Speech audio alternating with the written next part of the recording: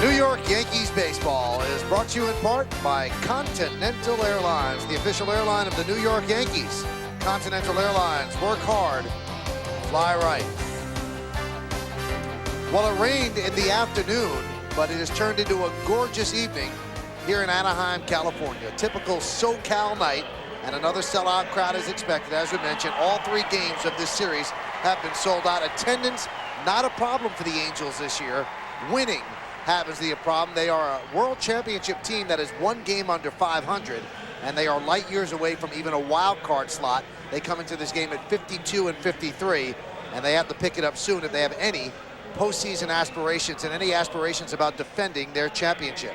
John Lackey has led his team on. He's ready to take his warm-ups. So let's take a look at the Yankee lineup that will face the second-year right-hander. Derek Jeter, the shortstop, leads off. Batting second and playing center field, Bernie Williams. Jason Giambi at first base hits third, and against Lackey, he's 4 for 11, and 1 of the 4 a home run. Jorge Posada will clean up today. He's the catcher. Batting fifth and playing left field, he had 3 hits last night, a triple away from the cycle, Hideki Matsui. Nick Johnson, the DH, will hit 6th. Batting seventh and playing third base, Robin Ventura. In right field, Kareem Garcia, he hits 8th, and batting 9th, and playing second base, Enrique Wilson. Obviously, you can see Alfonso Soriano, slumping badly, has been given the night off. All right, Michael, let's take a look at John Lackey. 6'6". He's making his 23rd start of the year. And he has given up 18 home runs and 130 2/3. But look at those hits per innings pitched, way too many for John Lackey. That's the reason he is 7-9. Let's take a look at the scouting report on this big guy. 41 versus 595. Well, Lackey has 41 starts in his career versus his opponent, Roger Clemens, at 595. Of course, Lackey was only 5 years old when Roger made his debut back in 1984. The sophomore jinx, well, he's 7-9, and 5 other sophomore pitchers have started at least 15 games in the American League this year, and only 1 has a winning record, and he's not one of those.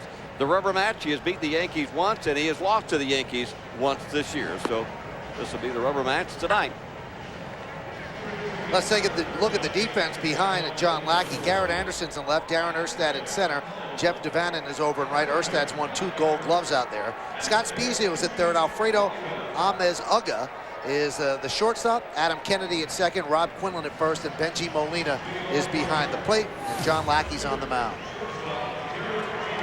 A reminder, Yankee baseball is broadcast in Spanish. It's available by hitting the SAP button on your television. Oh, ready for baseball here.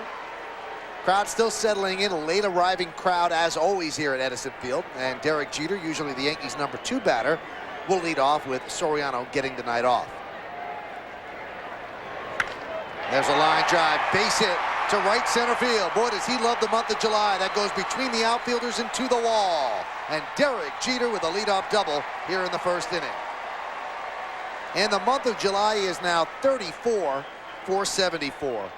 And if you think of it this way, being here on the West Coast, he's going to get 3 extra hours as he stays in the month of July. That'll be just fine with Derek Jeter. What an aggressive swing by him on the first pitch, and that is the vintage Jeter driving that ball hard into the gap in right center field. It'll go all the way to the wall. That'll be an easy stand-up double for Derek. And that will bring up Bernie Williams in an unfamiliar spot for him this year. Batting second, obviously what he wants to do is pull the ball and get Derek Jeter over to third. Bernie, since coming up the DL, 15 for 64. That's 234, so he has yet to really hit his stride. And he runs the hands at the bunt and takes a strike. I don't know why he would do that. I mean, Bernie, yes, batting in the second slot, but that's really not a place for you to be sacrificing that runner to the third base with less than 2 outs. Bernie's been the cleanup hitter for the Yankees all year long. Joe's just trying to get Bernie in a position, just move him around a little bit, get him started, get him swinging the bat like he should. He hasn't really got back on the roll yet since he came off the disabled list, so Joe moved him up to the second slot. Maybe it makes you a little bit more aggressive. It certainly got him to thinking already, because he's thinking, now I'm in the second slot, I may want to sacrifice the guy over. I agree with you, though. A guy like Bernie Williams, try to pull the ball, maybe get a base hit. You don't make it a small inning. It could be a big break-open inning like last night. There's no way he should be bunting. And you could almost see the look on Willie Randolph's face when he did square to bunt. He looked at him and said, what are you doing? I think it was more like he was just going to take a pitch, and just see the velocity of Lackey. I don't think he was really looking to bunt, but you give a strike away. You know, Jeter was very aggressive on that first pitch. It was right down the middle, and he drove it. So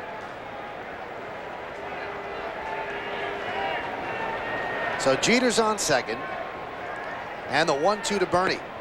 Tried to check his swing, a weak hack. He goes down on strike. So Lackey got just what he needed. Runner stays put, and he got himself an out. a lot of times when you're not swinging the bat well, you go up there thinking about so many different things. You become more mechanical and you just don't react. And Bernie got himself into a hole. And Lackey threw that good curveball, which he has, and that's what he could get a lot of hitters out with. So Bernie takes a seat. Tries to think about that at bat. And that'll bring up Jason Giambi.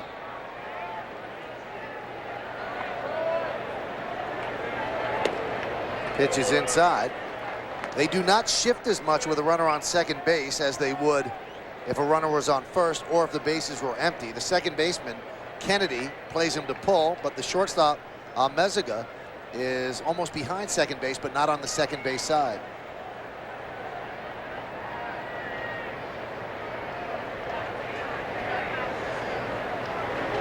Lackey wants Molina to go through the signs. He likes hitting on the road. Strangely, 21 of his 29 home runs have been on the road, so just 8 at Yankee Stadium. And you would think that Yankee Stadium is built for him, but if you really watch Jason play every day, he has a lot of power to left center. Sometimes his fly balls at Yankee Stadium are eaten up. Well, you can see where those scouting reports come into play, and obviously Jason Giambi hits the ball to the right side more times than he goes the opposite way, and Molina and Lackey want to make sure that they have their signs straight. They go through those multiple signs with men on at second base so that they don't relay signs. The guy down at second doesn't relay the sign. Our location back to the hitter. You can certainly help yourself as a hitter if you know what the location is, and really can help yourself if you know what kind of pitch is coming. Foul back. Well, what a heck of a season Lackey had last year. I mean, he's part of that lightning in the bottle that the world champion Angels caught last year. He only pitched half of the season, but he won 9 games. And he also was the first rookie to ever win Game 7 of the World Series. Many things happened to Bud Black, Mike Scioscia, the Angels, that was unexpected last year, and Lackey was one of those. What a difference a year makes. If you didn't watch the pregame show, we told you that Kevin Appier, last night's starter, a veteran with a year left on his contract, was just dumped today, unceremoniously released by the Angels with $12.5 million due next year. They let him go. And that would lead you to believe that it's more than pitching. They probably don't like what Apier's bringing to the clubhouse and the way he had a rapport with the manager, or lack thereof. You know, I heard through the grapevine that in last night when Scioscia went out to take Appier out of the first inning, he didn't get anybody out, and I mean, he had a couple of men out, never got out of the first inning, but he held the ball for a long, long time, like he couldn't believe, even though they were behind 4-0, and he wasn't getting anybody out, that Scioscia was going to take him out, a veteran pitcher. And he kind of showed up Scioscia just a bit. And they had some words down in the dugout. I don't know what was said, but Appier was the guy that said and did most of the talking, and today is when they released him. Well, the Angels did their talking today, because to eat that amount of money tells you how dissatisfied they were with Kevin Appier. So quite a statement by the Angels and by Mike Scioscia. The walk by Giambi is 87th, far and away the best in the American League. 15 over Durazo, playing for Giambi's older team, or former team, and Jorge Posada is third with 70. And here's Posada right now as the cleanup batter. And once again, Giambi's up in the top 5 of that on-base percentage category, which has become a real huge category in baseball today. A lot of general managers now make trades based on-base percentage. Well, the Yankees really started that trend when they started winning championships in the mid-90s, and they did it because their batters worked pitchers. Took the ball gets away from Molina. The throw goes to third. They had Giambi at first, but Jeter stayed put at second because he realizes the kind of cannon that Molina has. But the throw really should have gone to first. Unlike Jeter not to go to third base, I think he got blocked out by somebody, maybe Lackey. You know, Lackey's 6'6". The ball got by Molina far enough for Jeter to go to third easily. You can see how far down he was. Giambi was halfway down to second base. If Molina had seen him out of the corner of his eye, he could have thrown back to first base. It had Giambi. Molina really does shut down the running game. He's thrown out 18 of 35 base stealers yesterday. 3 strike him out, throw him out, double plays against the Yankees. And you could see the throw he made to third base right there. Right on the money. He's got some arm. He's having a pretty good offensive year as well. Fouled away in the count 1-2. So we're starting off Yankees-Angels tonight on this Wednesday night. Yankees have runners on first and second with 1 out. Posada in his last 10 days is hitting .440. That's not good enough for best in the American League during that stretch because the White Sox Maglio Ordonez is unconscious at 6'11". Adam Kennedy at .433. No.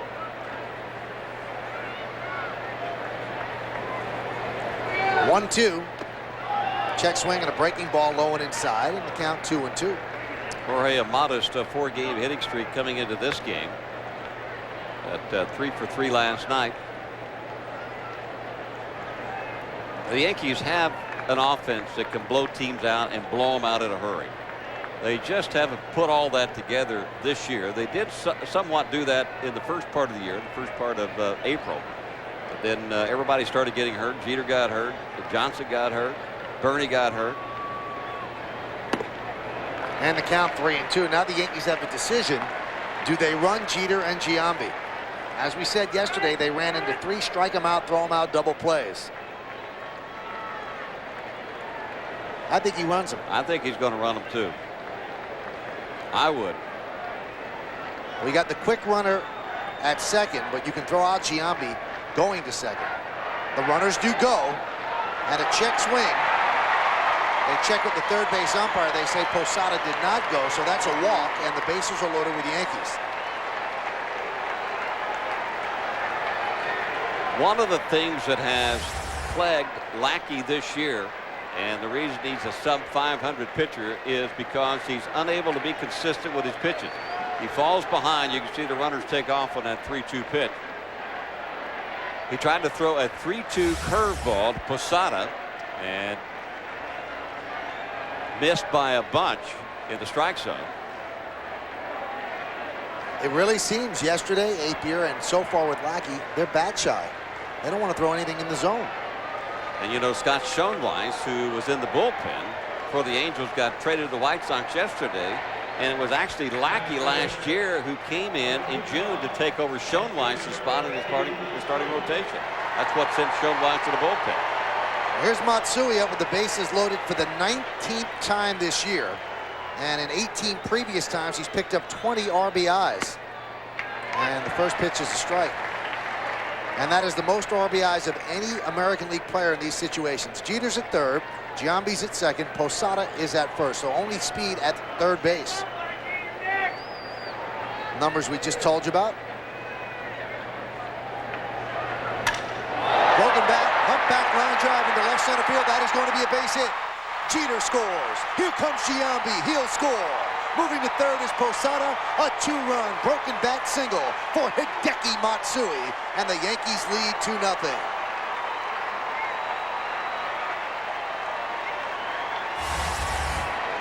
Well, the 2 walks to load the bases up. And even though Matsui didn't hit this ball solidly, he certainly placed it in the right spot. Just over the head of the shortstop. You can see Lackey having to jump out of the way of that broken bat.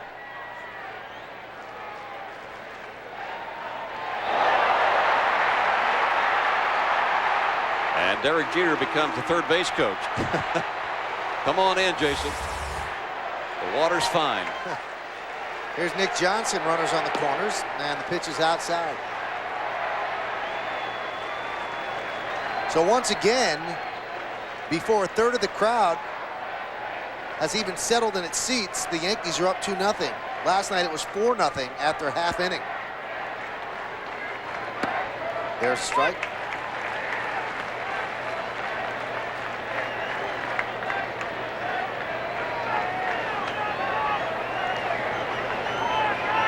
In 4 games since coming back from the broken hand, a .308 batting average, 4 for 13. Grounded foul.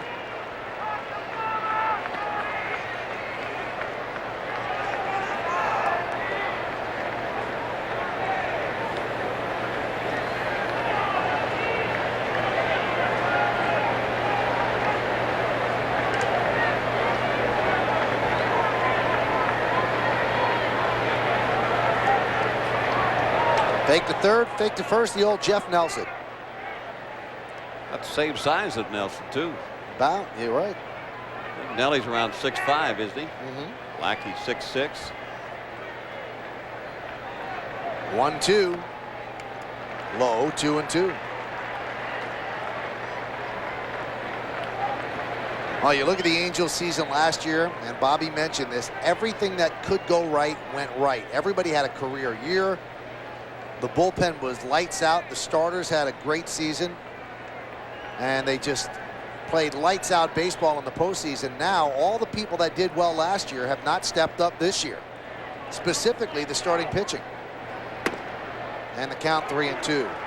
And their ace, Jared Washburn, has struggled. The bullpen still is pretty much intact. They're still pretty tough out there. In fact, they have the best earned run average of anybody in baseball in their bullpen.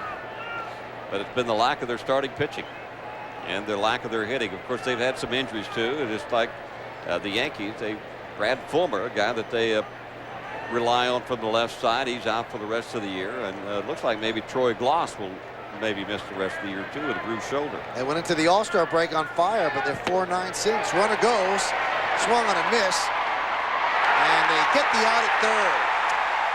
So Posada fell asleep at third base. Once the throw went through to second, he either has to break for home or stay put at third. So the Yankees run themselves into a double play. They did it 3 times yesterday, and they do it once today. 2 runs, 2 hits, 1 man left. Yankees 2 and the Angels coming to bat. Well, the Yankees give Roger Clemens 2 runs in the top of the first inning. Jorge Posada might have run them out of more. Let's take a look at the Angels starting lineup. David Eckstein is the DH. He leads off today. The center fielder is Darren Erstad batting second. Hitting third and playing second base, Adam Kennedy. Why is Adam Kennedy hitting third? Well, take a look to your right. 8 for 19 against Clemens. That's a .421 batting average. Garrett Anderson, the left fielder, cleans up. Batting fifth and playing right field, Jeff Devannon. Scott Spezio, the third baseman, will hit sixth. Batting seventh and catching, Benji Molina. Rookie Rob Quinlan is the first baseman. Another rookie, the shortstop, Alfredo Mezaga. He bats ninth.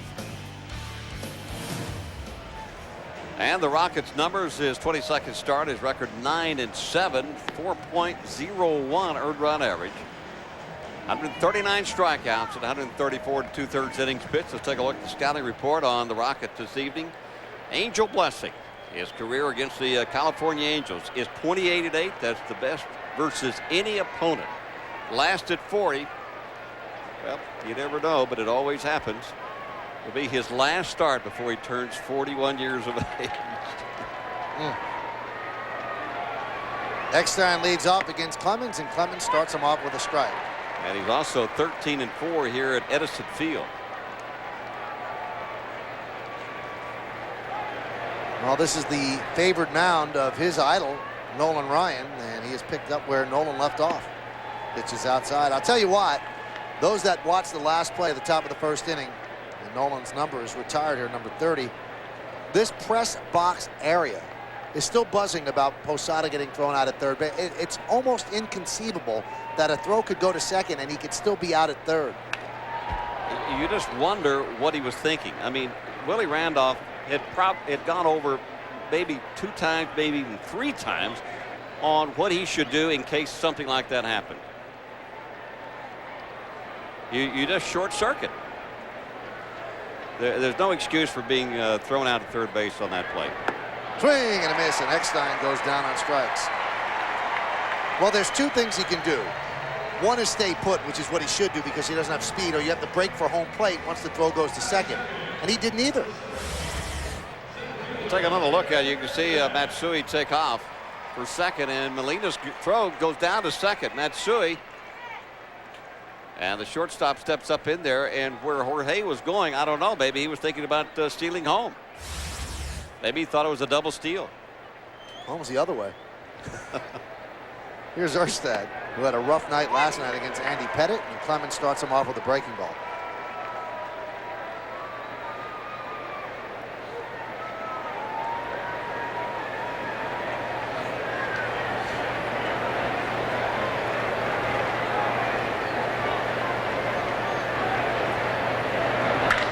That one is driven deep to center field. Going back, Bernie Williams looking up, and it's off the wall. Bernie plays the carom, and Darren Erstad's there with a stand-up double.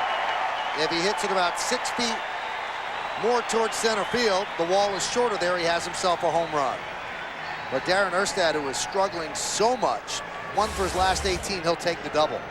He missed about a month and a half this season with a right hamstring that never has healed yet. He's still bothered by it. He's not 100%, and his timing and his hitting has suffered from that. But today, before the game during batting practice, Mickey Hatcher, the hitting instructor for the Angels, working extensively with Erstad. There's a former Dodger, Mickey Hatcher. Adam Kennedy grounds one foul.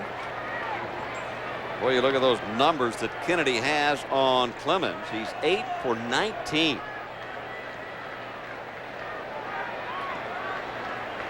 And they're so good that this is Kennedy's first career start in the number 3 hole. And the 0-1. Splitter gets away from Posada, but it stays right behind him, so staying put is Erstad. Kennedy's had some, he's had some ups and downs, especially against left-handed hitting. See what he has done during this 7-game hitting streak that he's on. But Kennedy only batting a little over 200 versus left-handers this year, and he had been set down a few times by Mike Scioscia. They've had some closed-door meetings about that. There's a ground ball to second base. Enrique Wilson right there, 2 away as Erstad moves to third.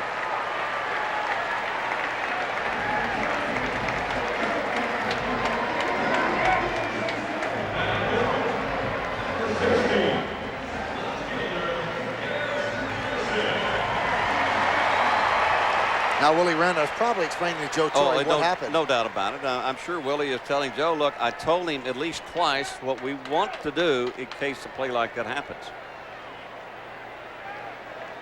Here's Garrett Anderson, MVP of the All-Star game, and also the home run derby winner the day before the All-Star game. You know, there's always a hitter in the lineup that you say before the game starts, I don't want this guy to beat me. And that guy would be Garrett Anderson here on the Angels. Especially with Gloss out on the stable list. Tim Salmon is bothered by a bad back.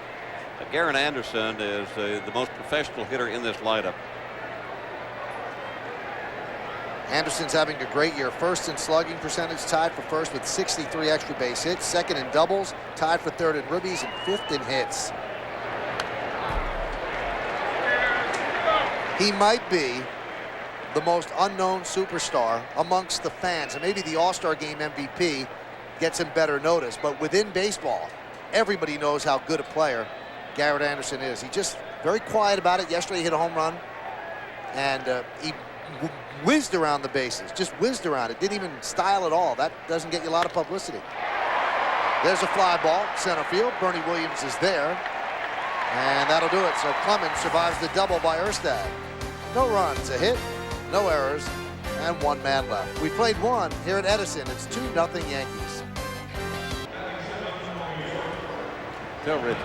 Sunday night at 7:30 on Yes. Go inside the pinstripes with a look at the life and career of Yankees legend Reggie Jackson on an all-new episode of the Emmy Award-winning series Yankeeography. There's Reggie in the booth next to us. He's a fan favorite and Hall of Famer who provided some of the most memorable moments in World Series history. See the story of Mr. October on Yankeeography Reggie Jackson, premiering Sunday night at 7:30 right here on Yes. Reggie's talking about that Posada play. Is he? Yeah. Robin Ventura leads off, takes a pitch outside. Well, he said to say hello to you, Michael. Hey, Reg. Ground ball to first, off of Quinlan. He stays with it and flips to Lackey, 1 away.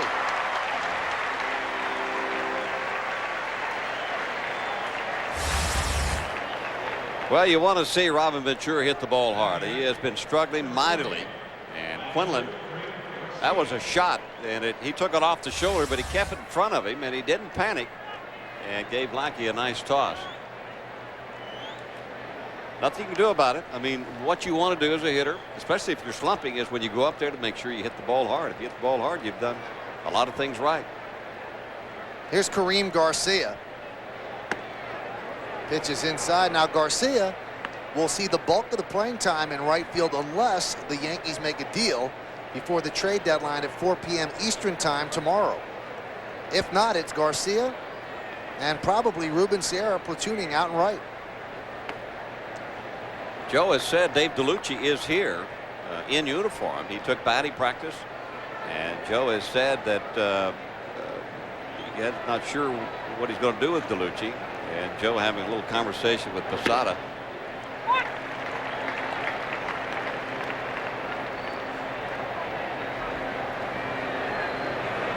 There's Dave DeLucci. Lewis Yankee wearing number 11. The 2-1. Ooh, fastball by him upstairs. 2-2. Kind of gives you an idea about the excitement from Dave DeLucci. I mean, he was in Florida and found his way here to the West Coast so he could be in uniform tonight after the trade yesterday. Said he actually heard about the trade, that somebody had called him from Phoenix, Arizona. They'd been on the radio station. He didn't know anything about it. Before the Diamondbacks told him. Yeah. Huh? That's not a good way to hear about well, it. that's what happened. Said he had been out to dinner with Brad Penny, one of his buddies on the Diamondbacks ball club. And the 2-2. He struck him out. Garcia down on strikes, 2 away.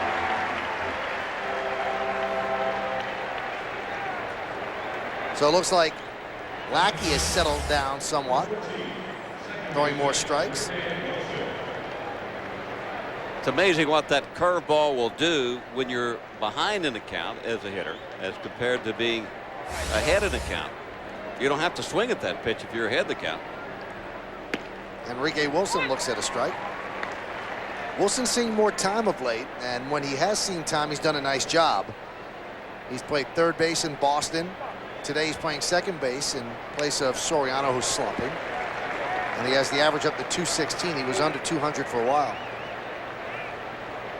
Made one bad play in Boston, though. Ran through a stop sign that Willie Randolph had up and got thrown out. And that might have changed the complexion of the game. That was a Saturday loss the Yankees had.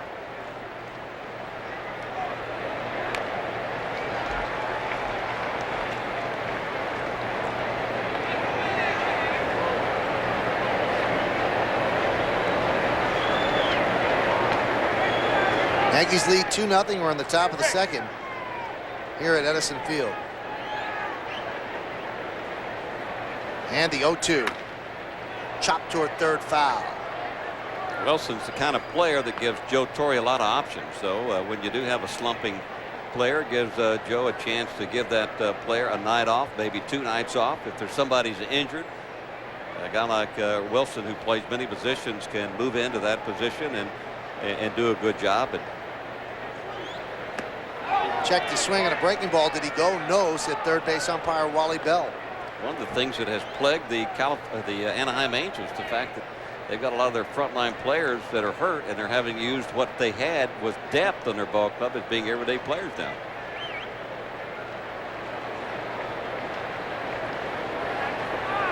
One, two. Well, they always say, Bobby, depth is great until you have to play it, or the backup quarterback is great until he starts. Depends on what kind of depth that you have.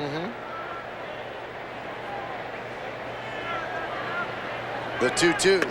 Strike 3, outside corner. Wilson down looking. A 93-mile-an-hour fastball by John Lackey, who picks up his 4th strikeout and a 1-2-3 inning. Well, we played 1.5 here at Edison Field. It's the Yankees 2, the Angels nothing. You're watching Yankees baseball on the Yes Network. Well, Thursday night, it's big plays, big games, and big dreams when the Little League State Championships get underway on Yes. The battle for New Jersey begins when the Sluggers of Freehold take on the Big Bats from Ridgewood for the state championship and a chance to head to the big show in Williamsport. It all starts Thursday at 7 with the New Jersey State Championships right here on Yes.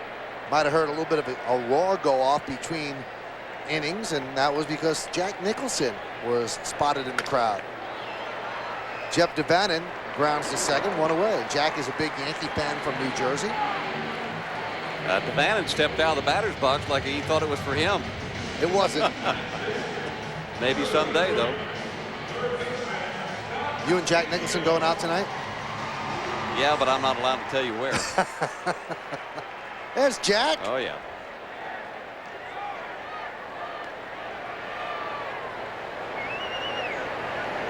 Protected by that screen.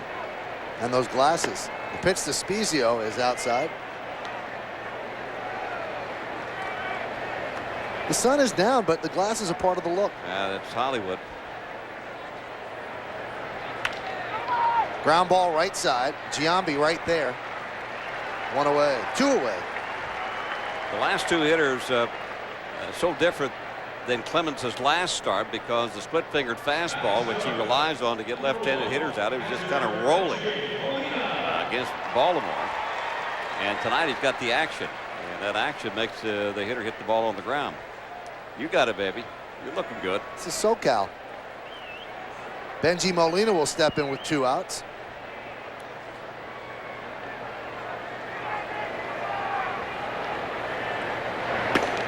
Fastball is high.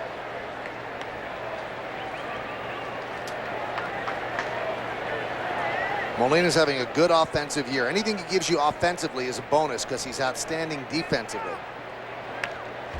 Loses the bat, fouls one back. And a Met fan gets a bat.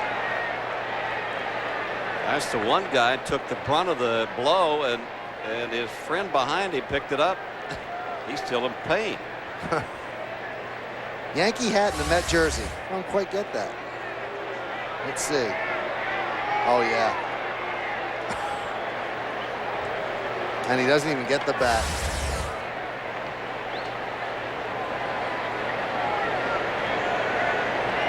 Last night over towards the third base dugout where the camera crew hangs out.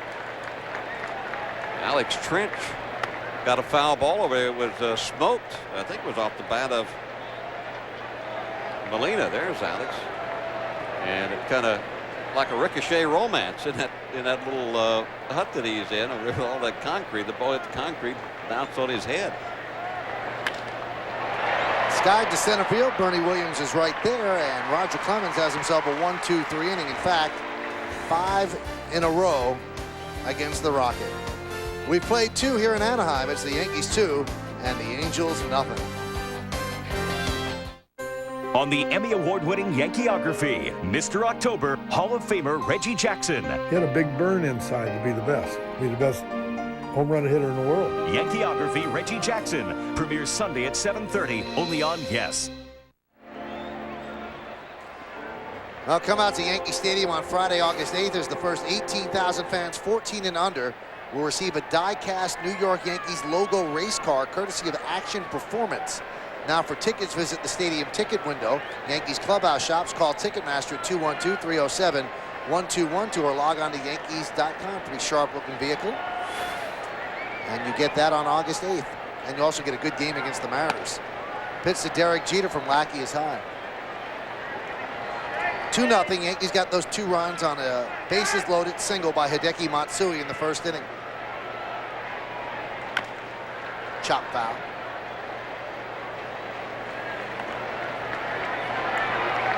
This place is amazing. I've always said this, and I know about the traffic here in Southern California, but there are a lot of empty seats here, and it's the 3rd inning already. I mean, what are they waiting? And last night, the same thing. They got here in the 5th inning. They're still at Disneyland. Fouled away. In the wings of the upper decks, empty seats, and every one of them sold. You couldn't buy a ticket to today's game. Same thing tomorrow. Same thing as last night. They just come here late. Have you seen those lines over Disneyland? Amazing. Swing and a miss. That is the 5th strikeout for Lackey, and he has struck out 4 of the last 5 Yankees. And now he's utilizing that breaking ball. effectively after getting in front of most of these hitters. He was in front of Jeter, no balls and 2 strikes. And even though that wasn't, a great curveball from Lackey, it was good enough being in front to strike Jeter out. Here's Bernie Williams. Ground ball is short. Almeziga is there and fires across the diamond, 2 away. Almeziga, one of 2 rookies that they have in their lineup tonight, and the book on Almeziga is that he has great hands. I mean, he has hands that can play in the major leagues, but how much is he going to be able to hit? This could be, I mean, you talked about the Angels being kind of out of it, as far as the wild card is concerned. Not even showing up on the radar screen. They're 1 game under 500. We may be seeing the new look of the 2004 Angels. That one's hit deep to right field. No chance. See ya. A long home run by Jason Giambi, and the Yankees lead 3-0.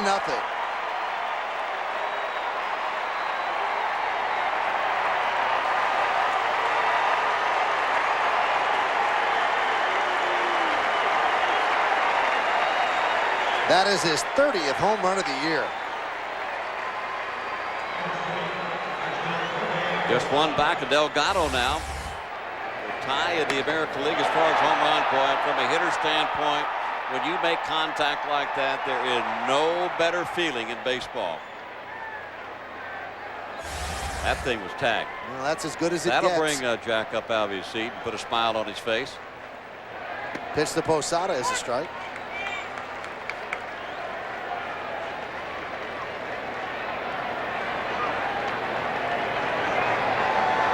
Has pulled to within 1 of Delgado for the American League lead in home runs. Foul back. Posada walked in the first inning. He's 11 for his last 25. Shorter period of time, 7 for his last 12. Giambi continues to thrive on the road. Only 8 of his 30 have been hit in the Bronx. That's hard to believe.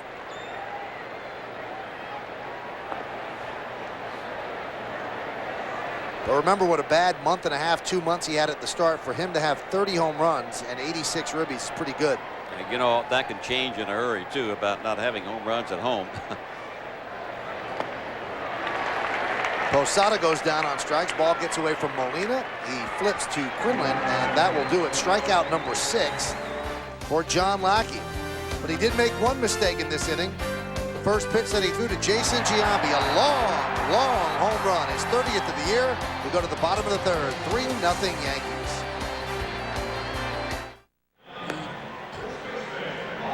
Yankees lead 3-0 as we head to the bottom of the 3rd inning here at Edison Field. 3-3-0 for the Yankees, 0-1-0 for the Angels. Clemens looks fairly sharp over the first 2. He gave up a double to Erstad. That's it. He has struck out 1. So Quinlan steps in, rookie. Had 3 hits against the Yankees last night, and the first pitch to Rob is outside. Well, he's got one of those unusual stance where he stands wide open to the pitcher. Almost the left foot is out of the batter's box. See how that left foot standing right on the chalk. Fouled away. What that does when you start open, it makes you close up. And the scouting report on Quinlan is that he's a better breaking ball hitter than he is a fastball, which is really unusual for a young hitter. That's a high breaking ball. He swung right through it, 1-2. I guess the most pronounced open stance in baseball today would be Tony Bautista with the Baltimore Orioles. But that's pretty wide open there. Swing and a miss. I think Clemens found something on Quinlan. I guarantee you Rocket has already etched that in his mind, and Quinlan will have to hit this ball before Roger brings it down up in the strike zone. That stance once again as he closes up. There's a lot of timing to that stance too, because when you're open and you got to close as the pitcher is delivering the baseball and get your hands in position to hit. So there's a lot of movement to those parts. Here's a Meziga, and the pitch is a strike. Called up on July 24th. He had great numbers down in AAA. 347, 45 ribbies, 14 stolen bases.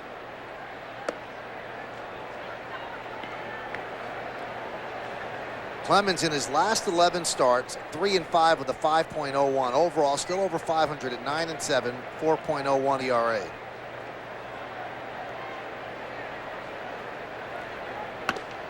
I think they've always felt like David Eckstein would be a better second baseman than he would be a shortstop, because he really doesn't have a shortstop arm. Meziga is a guy that they like defensively. So depending on what this young kid does when he gets a chance to play could mean a lot about what happens to either Kennedy or Eckstein in 2004. And they're concerned because Kennedy can go to arbitration and he could get something like $3 million, and the Angels are not willing to spend that much money unless they know for sure he can hit left-handers as well. That's why he started yesterday and not Benji Gill. They're going to give Kennedy a good long look.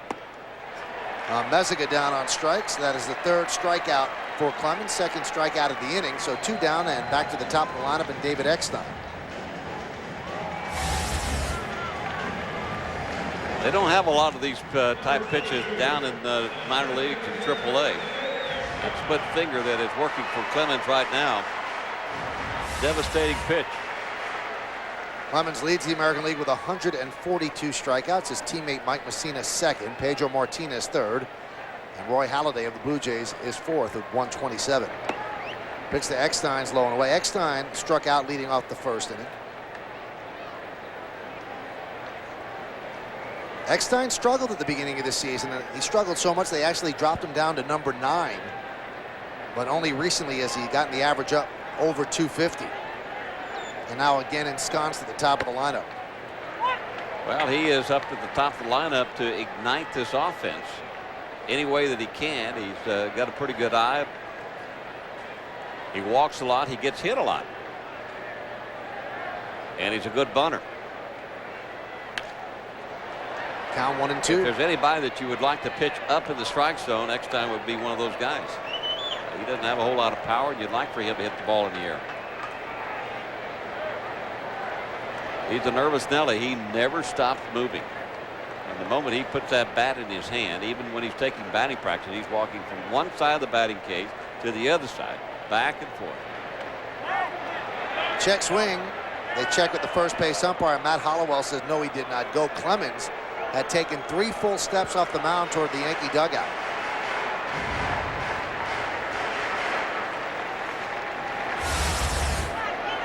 You decide. Like he held up.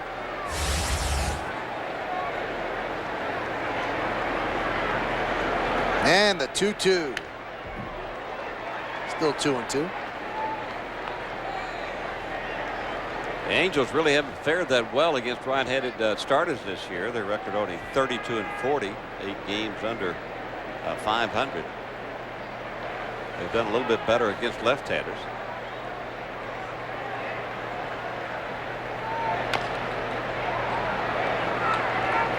Take a look at their bench tonight. For Mike Scioscia, he has, watch out, Alex, I think you're all right this time. If you look at their bench, they only have right-handed hitters over there. So there's no left-handers. There's no left-handed pitcher in the bullpen. There's no left-handed batters on the bench. Well, that's certainly a conservative approach with all the righties.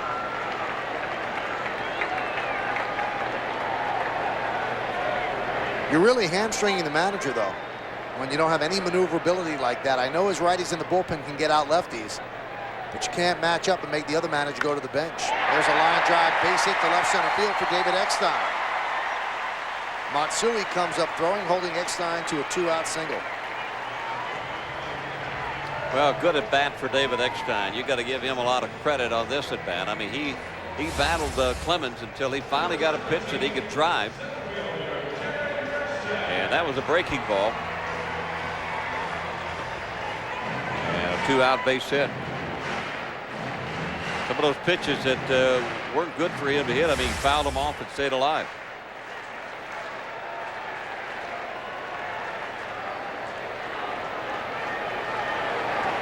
There's Darren Erstad, doubled to right center field in the first inning, actually off the wall, the high wall in right center.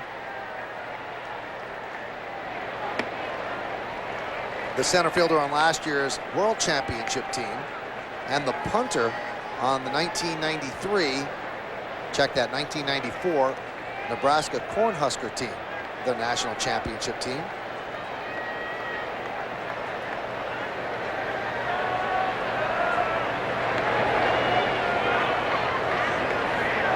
Three 3-0 Yankees were in the bottom of the third. 2 runs on a Hideki Matsui bases loaded single in the first, and then a long solo home run by Giambi in the third.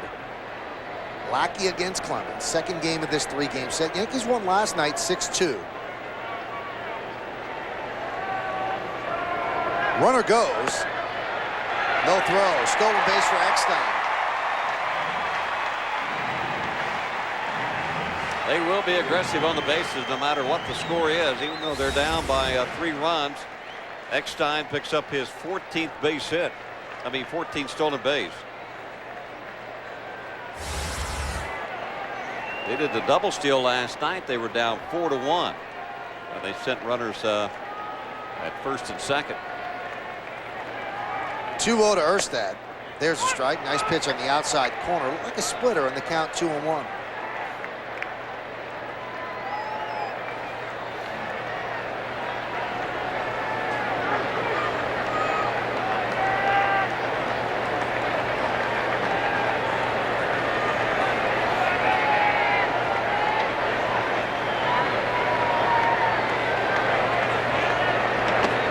A little bit low on the count, 3-1. First base is open, but you have Adam Kennedy, who's 8 for 20 lifetime against Clemens on deck. Talked about Erstad's problems with the hamstrings on the right side. You can see how he is bandaged up almost all the way up to the waist, down below the knee. Bandage on the right leg. When I see something like that, it reminds me of how Mickey used to put on those bandages all the way up, almost to up the upper part of the thigh, all the way down towards the knee. One of the reasons that Erstad has been struggling since he came back is because that lower body, part of his body, is not stable enough, and that's when you stride from the left side. That's what you have to brace on when you take a swing.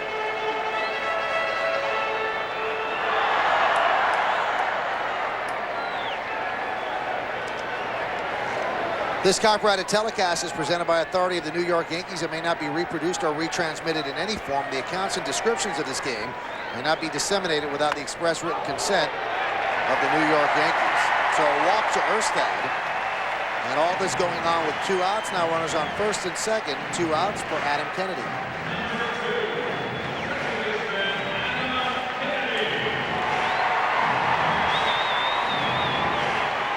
Kennedy grounded out sharply to the second baseman Wilson in the first.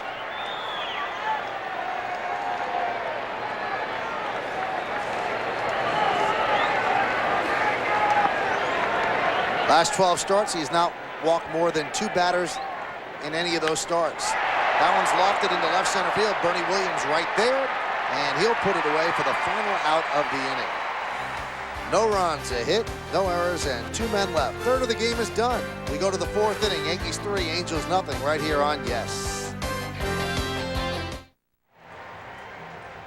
Now, the way we do business, if we show you Mike Scioscia, there's a good chance that he's going to be involved in our Aflac trivia question. Ha! There it is. Mike Scioscia caught 2 no-hitters in his career. I've been doing this for 20, 30 years. Now, we want to know who the pitchers were that pitched the no-hitters that he caught. And we'll tell you that in the bottom of the 4th. Pitch to Matsui is a strike. Mike Scioscia, just one more catcher who became a very good manager. Joe Torre, the same thing. For some reason, it seems like catchers become better managers. Well, the catcher is involved in just about every aspect of the game. He controls the game. He sees everything that goes on. And I think the biggest part of that is that you take a look at the current managers and former catchers. You know, the pitching staff is the most important part of being able to handle a baseball team, and so the pitcher and the catcher work together all the time. Ground ball right side. Glove there by Kennedy. He flips to Lackey. Nice play, one away. On the other hand, when Ted Williams was the manager, he hated pitchers, even his own pitchers. So, I mean, he wasn't that good with the pitching staff. He was good offensively, you know, in running a game, but the pitching staff, he didn't do that well with them when he was managing the Washington Senators. Good play by Kennedy. Like a base hit away from Matsui.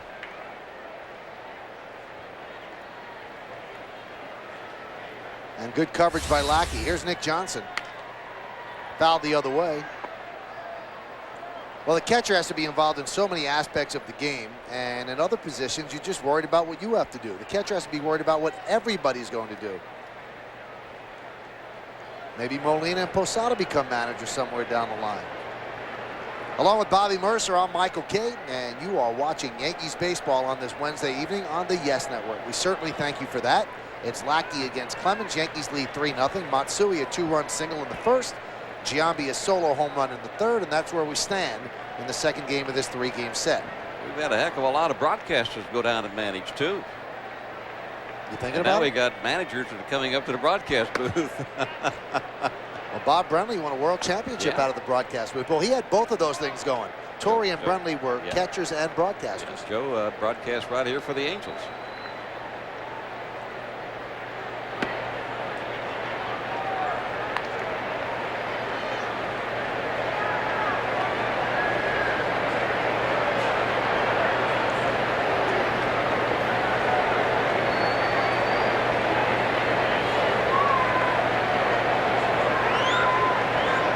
The 2-1.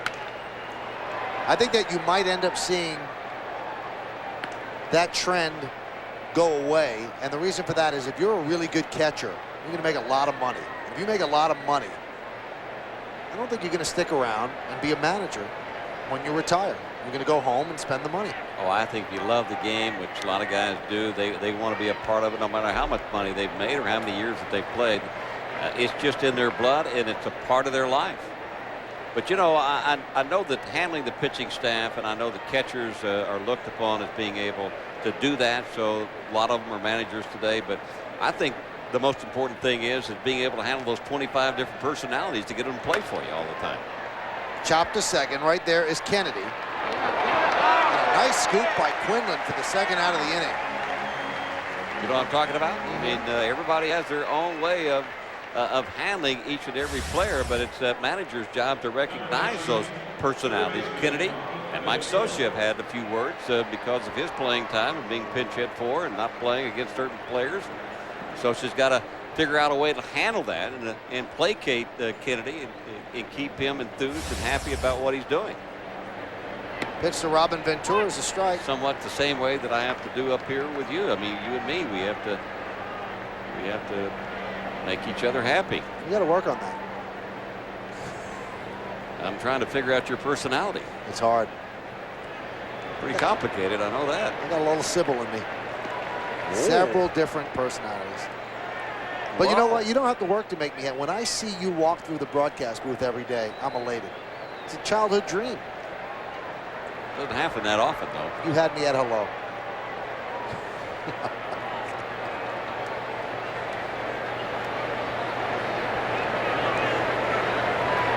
There's a beach ball loose in the batter's eye out in center field. That's why they're holding up play. And now it's gone. It disappeared.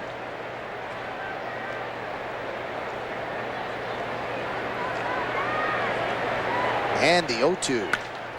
Driven out to left center field. Right there is Garrett Anderson, and he'll put it away for the final out of the inning. Second 1-2-3 inning for John Lackey. We go to the bottom of the fourth. It's 3-0 Yankees. Crowd still filing in here in Edison Field, and we go to the bottom of the fourth inning, and we go to the trivia answer, the Aflac trivia answer. Mike Scioscia caught 2 no-hitters in his career. Who were the 2 pitchers he caught for? I think Fernando was one. I can't think of the other one. Valenzuela. Kevin, I would have never gotten Kevin I Gross. wouldn't either. Those are pretty tough. Here's Garrett Anderson. Way inside. Garrett Anderson, since 1996, has 1,428 hits. Only one other player in the major leagues has more hits than that. This is the K trivia question. You have any idea? He's on the field. Derek Jeter? Yeah. Derek Jeter, 1,440. And that's impressive considering Derek Jeter missed 39 games this year. You know, when you look at Garrett Anderson, I mean, he is so fitting for Southern California. I mean, his demeanor, his style is just so low-key. Ground ball to first. Giambi beats Anderson to the bag, 1 away. I think the Angels wanted him to take more of an active role as being a leader on this ball club, but because of his personality and because of his laid-back style, he really wasn't in the forefront down there in the clubhouse.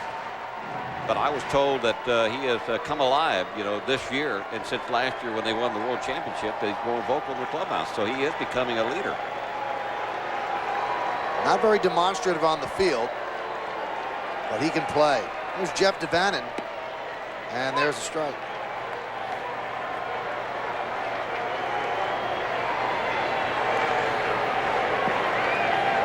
Jeff's father, Jerry Devannon, was a major league ball player.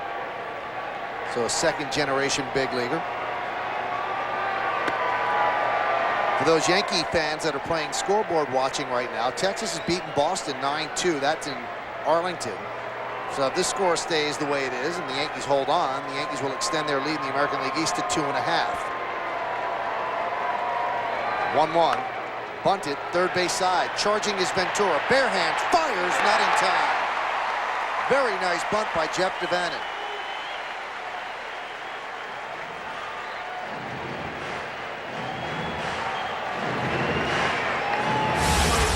Well, with one out, when you bunt this type of bunt, you certainly bunt for a base hit. You have to make it perfect. You don't want to be thrown out. You either make it perfect or foul, and he caught Ventura back a little bit at third. Ventura, Scott Brocious makes that play about as good as anybody I have seen with that barehanded pickup, but took him too long to get to the ball. So here's Scott Spezio, another second-generation major leaguer. His father, Ed, was in the big leagues. Ed Spezio actually forced his son Scott to switch hit because he told him, "I'm sick and tired of right-handed batters who are afraid of breaking balls from righty pitchers and flail at them." He said, "So I don't want to see you do that." And he turned him into a switch hitter, and he's a big leaguer as well. But he's only 3 for 30 versus Roger Clemens in his career, and that's come from the left side. Spezio is playing third today. He's usually the everyday first baseman because Troy Gloss is on the DL.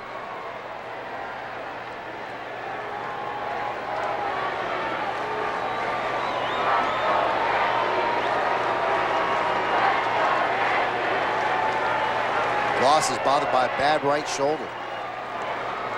Clemens really paying a lot of attention to Devannon. There's a possibility that Troy Gloss will miss the rest of the season. He hurt his shoulder when they were in Florida, Tampa Bay. And he had just started to do some exercise on the bike, but with a badly bruised shoulder, that's what they are calling it. It could be even more than that, but they're calling it a badly bruised shoulder, right shoulder. Spezio takes a strike. During the offseason, Spezio's in a band. He's the lead singer of a band by the name of Spastic Dysphobia. And if you might say, well, what kind of band is that? It's kind of a cross between Alice in Chains, which is Bobby's favorite, and Black Sabbath. So that's what, the jazz? Pretty much hard rock, Bob.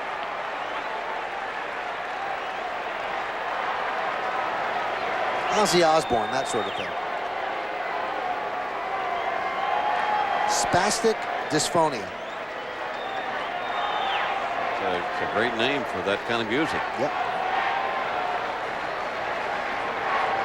I don't think I've heard of them before. I don't think they're on a big record label. No. And not quite the station I listen to when I'm in the car.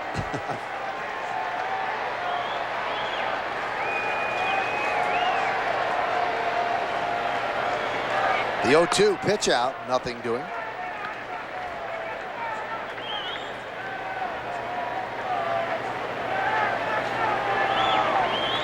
So you can see that little red streak in the goatee. That means he's a rock star. Yeah, that's something new. He didn't have that last year. I mean, he had the goatee last year, but see that little, he's got a little something extra there. You sure that's not pasted on there? Well, I think that's real. He's awfully proud of it. Runner goes, and that one is slapped in the right center field. Giving chase, Bernie Williams on the run. He dives, and he makes the play, and he will double up Devannon with a throw on one hop to Jason Giambi. So Devannon took off. He knew he couldn't get back, so he kept going. And Bernie Williams made a nice sliding catch for an inning-ending double play. And Roger Clemens waits by the dugout to congratulate Bernie Williams on the 8-3 DP. We go to the fifth. It's 3-0 Yankees.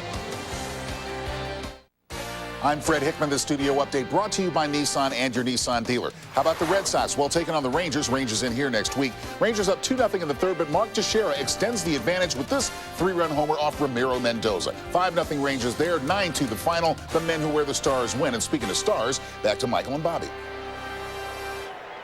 Nice, Fred, huh? He got it right. Oh, he's had a lot of days off. He is sharp. We go to the fifth inning. Thank you, Fred. Here it's 3-0 Yankees Angels. Yankees in front, and the pitch to Kareem Garcia is a strike from Lackey. Garcia struck out in the second inning.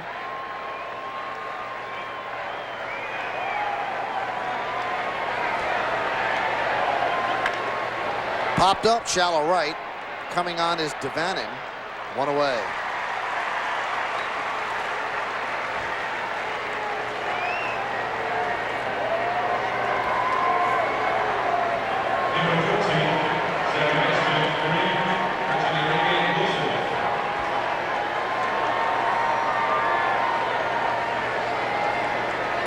Here's Enrique Wilson, who struck out in the second inning.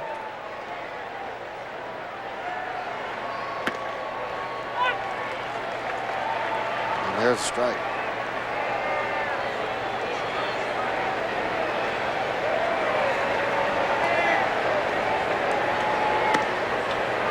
And the count 1-1.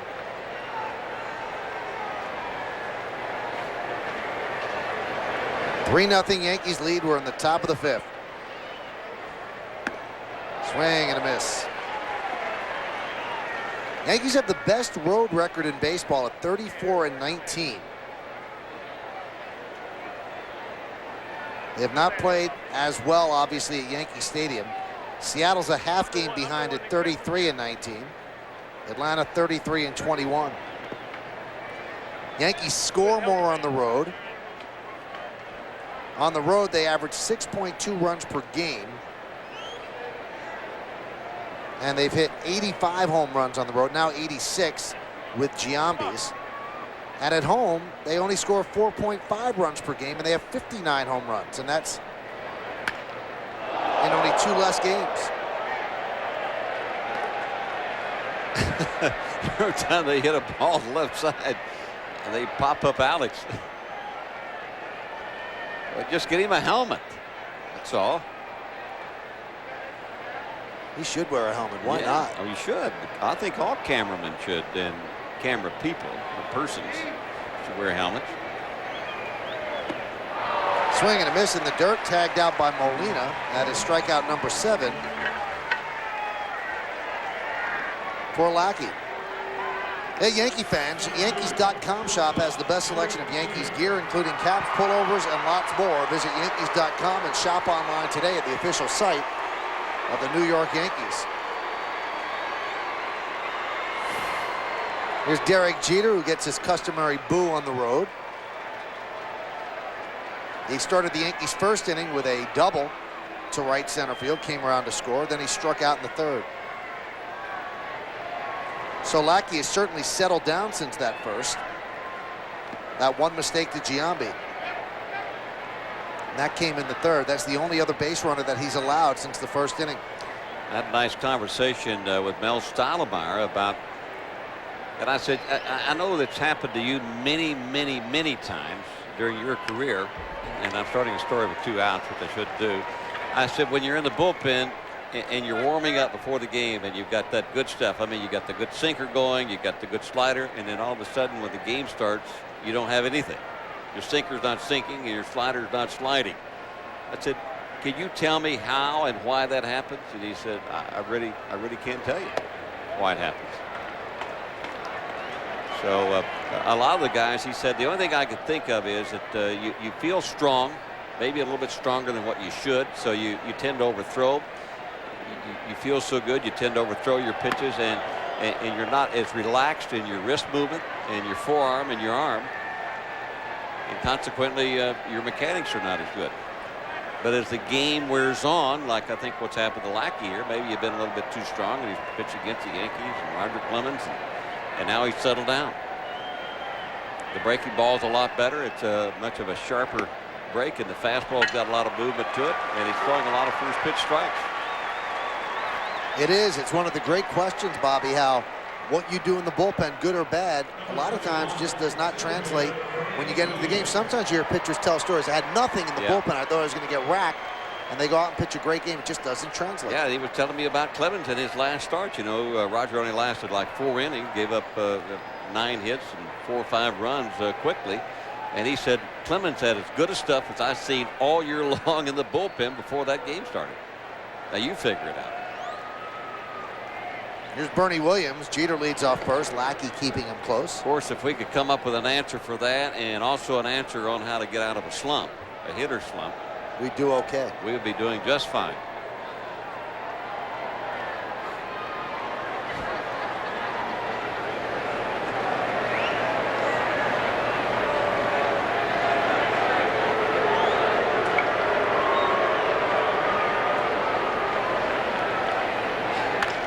Bernie Williams hits one slowly towards second. They go the short way, get the out at second, and that will do it here in the 5th. No runs, no hits, no errors, and 1 man left at the end of 4 1/2. We're halfway through. 3-0 Yanks. We go to the bottom of the 5th inning here at Edison International Field of Anaheim. That's a mouthful. They call it Edison Field. And the Yankees lead 3-0. Benji Molina will lead off against Roger Clemens. Roger's pitching a 3-hit shutout. A double in the first by Erstad, a single by Eckstein in the 3rd, and then a bunt single by Devannon in the 4th. He went from the Big A to the Big Ed. This ballpark has kind of gone through 3 different stages. The Big A, as Bobby was talking about. And then the Los Angeles Rams moved to play here, and they enclosed it and made it a 70,000, 80,000 seat stadium. And then the Rams bolted for St. Louis, and that was kind of wasted out there, all those seats. When Disney bought the place, they redid the whole ballpark, modernized it, took down all the seats out in the outfield. It was an enclosed ballpark then, and it's kind of back to what it used to be. It is a fun ballpark to be in. It's also a pretty park. It's a beautiful park with lots of good scenery to take a look at, and there's not an obstructed view anywhere. So if you've got a seat, you've got a good look at the field. And Roger obviously likes pitching against the Angels and against Molina, who could not hold up on the splitter. And that is a strikeout for Clemens as the putout goes to Posada, who tagged out Molina. So 1 away, and that'll bring up Rob Quinlan. Of course, anytime I ever went to a ballpark, the first thing I wanted to look at and noticed was the batter's eye. I wanted to see what kind of batter's eye that they had. You know, everything else was all right. But the main thing that I was concerned about was this area right in here. And I want to make sure that I can see the baseball when the pitcher left it, when the pitcher threw it to the home plate area.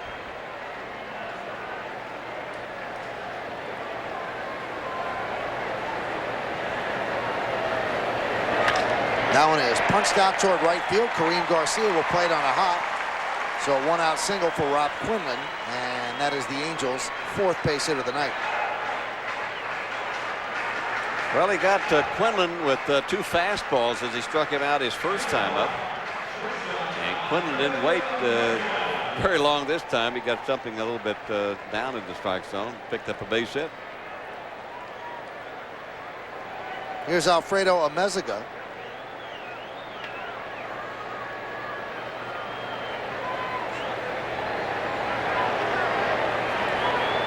You know, with the strikeout of Molina, you might say, okay, that's a strikeout. His 4th strikeout of the game. What's the big deal? Well, Molina is the hardest batter to strike out in the American League. Amezaga swings.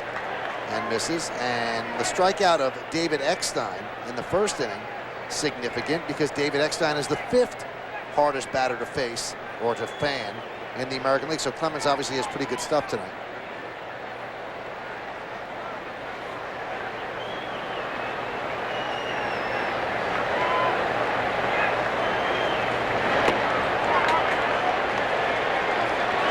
Foul tip, the count 0-2. He's had a lot of strikeouts in his career, 4,052. He's a hot streak away from Steve Carlton, 2nd place on the all-time list. But if he's retiring at the end of this year, Nolan Ryan will sit alone. And the 0-2.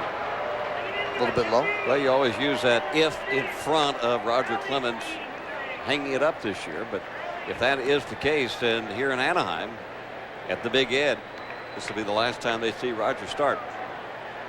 This will be it. Unless, of course, the Angels make an unlikely run and get into the playoffs. They get into the playoffs. But the way it looks, you're right. This is probably it. And Clemens has insisted, and I fought him on it too. This is it. He is not coming back. He is going to retire. He said it's non-negotiable. It's time to give the time to his family. I believe him. He wants to be with his family now. He's accomplished everything that I think he wanted to accomplish in baseball. Served out in left field, coming on Matsui on the run. He makes the play, 2 away.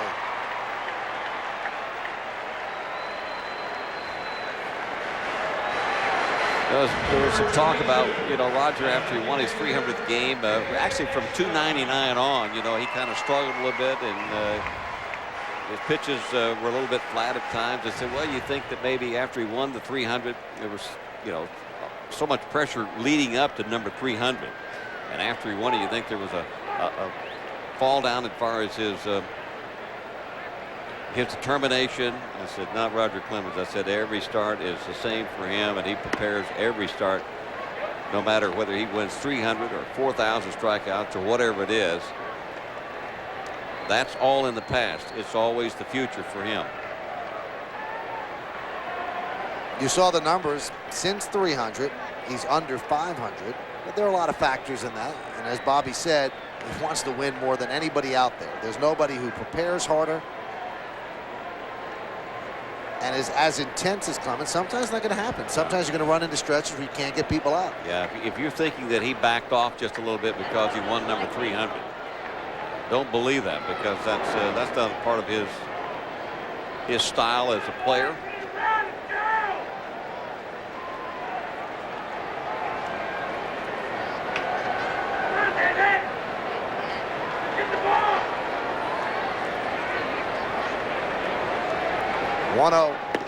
There's a strike along with Bobby Mercer on Michael Kay. And you're watching Yankees baseball on the Yes Network on this Wednesday night. We really do thank you for that. Thanks for joining us. And it's coming into Thursday morning. Yankees lead 3-0. A 2-run single by Matsui in the first. A solo home run by Giambi in the third. And so far, Roger Clemens has had that hold up against John Lackey. Middle game of the 3-game set.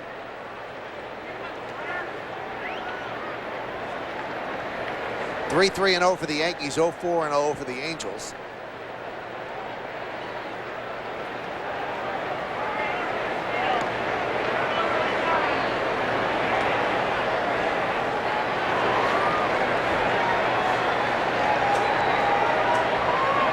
Clemens got pretty good speed at first base, but he has yet to swipe a base since being called up.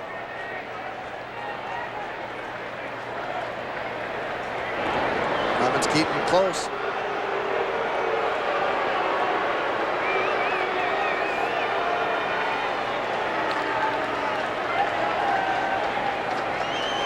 Stottlemyre is one of the guys that normally gives a sign for the pitcher to throw to first base.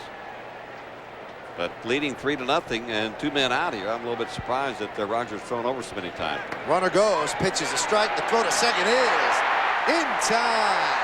A good throw by Posada. Nice tag by Enrique Wilson. And that will do it here in the 5th inning. So keeping him close, got it done because Quinlan didn't get a great jump. But a good throw by Posada right on the bag.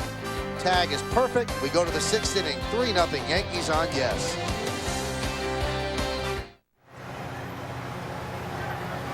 Next stop, Anaheim, and it goes right by Edison Field. Boy, that is a nice looking train.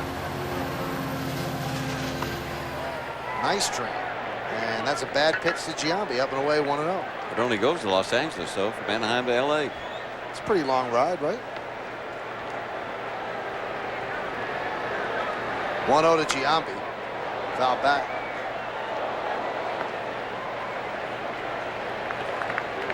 I'm also told you could take it to San Diego, right along the coast. Really? Our brilliant stage manager, John Reynolds, just told me that. Transplanted Midwesterner who now knows everything about the coast. And the count 2-1.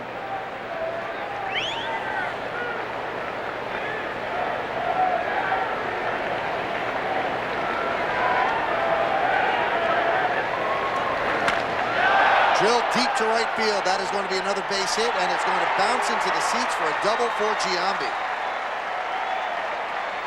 He hit a bullet, just didn't get any lift on it, but you knew it was in there. It didn't have the height to go over. So a home run and a double and a walk for Giambi, his 13th double of the year.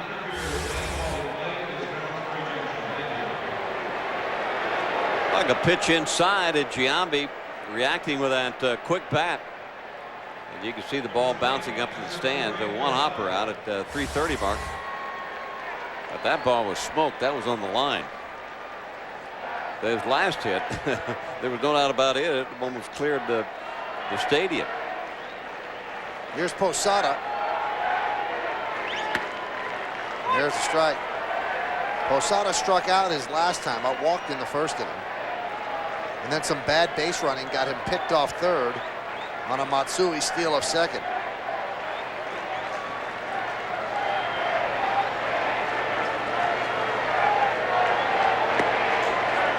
There's a strike.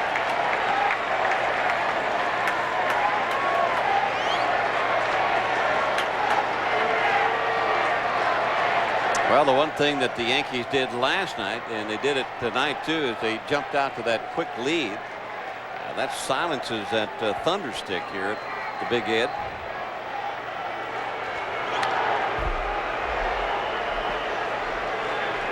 Boy, he picked up that first pitch strike after the first inning like he did. You saw those 51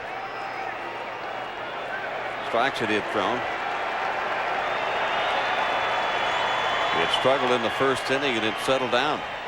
The Yankees had already scored 2 runs and had topped the first off of him. Lackey really earned his spurs last year in Game 7. He became the first rookie to start and win a 7th game of the World Series since back in 1909, when a kid by the name of Babe Adams of the Pittsburgh Pirates did it. So from 1909 to 2002, there'd never been a rookie to start a Game 7 and win. It's a lot of pressure. So when you survive that, you think that the second year is going to be great. It hasn't been that way for John Lackey.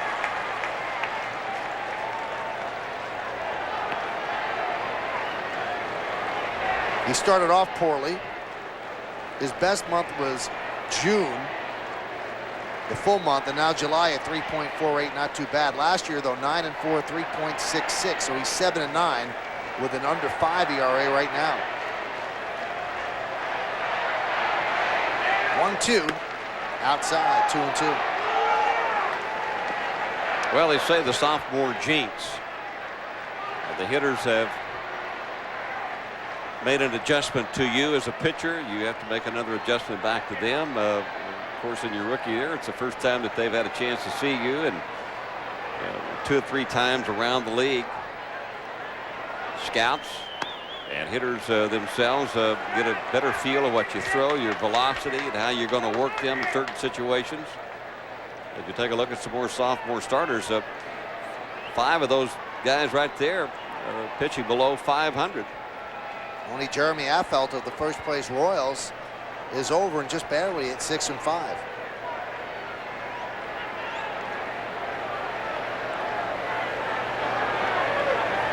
It is a game of adjustments.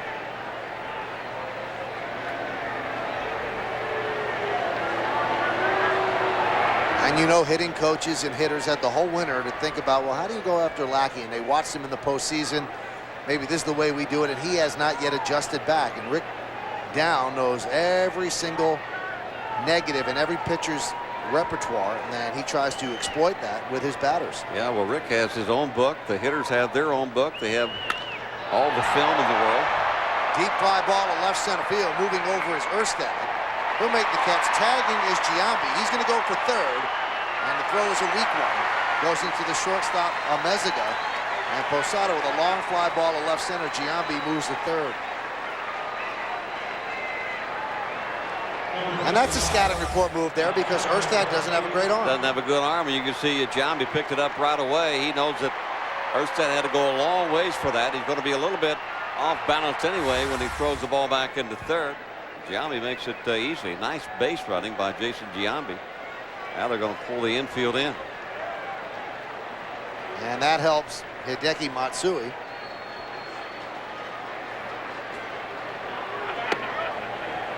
Pitch is inside. Matsui with the bases loaded. Broken bat single to left center field to drive in 2 runs in the first. And then he grounded out to second. That was in the fourth. So 1 for 2 hitting an even 300.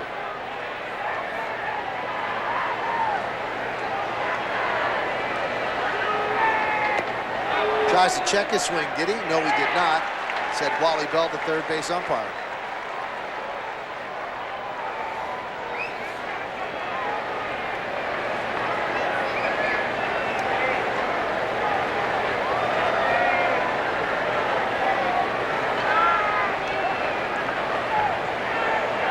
He's good in these situations.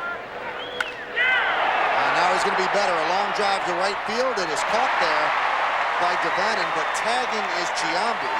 He will score. A sac fly by Matsui, and the Yankees are up 4-0.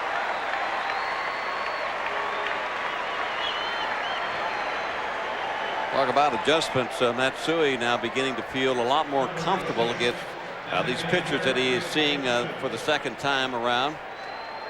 Matsui doing the job. Something the Yankees have been lacking here lately is driving in that run at third base with less than 2 outs.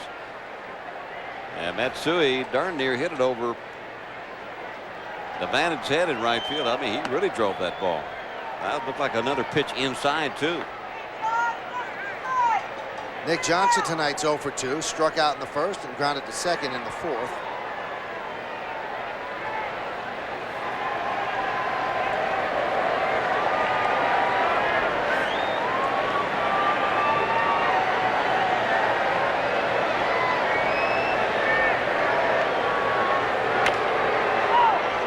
Rounded off of Nick Johnson's foot.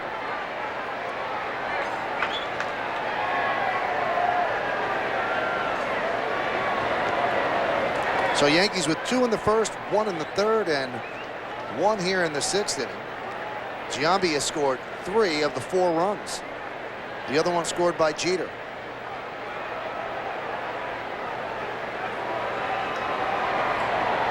One pitch. Inside, 2-1. Well, I just can't imagine what would happen if the Yankees finally get this offensive machine cranked up the way it should be. With Soriano hitting the way he knows how to hit. Get Bernie back swinging the bat good. Ventura. Soriano getting the night off tonight. He has really struggled. Sori batting only 155 over his last 13 games. 2-2. Hit sharply right side. Moving to his left, Kennedy. And that'll do it in the 6th inning. But the Yankees get a run on Hideki Matsui's line drive sac fly to right. 1 run, 1 hit. Nobody left. We go to the bottom of the 6th. 4-0 Yanks.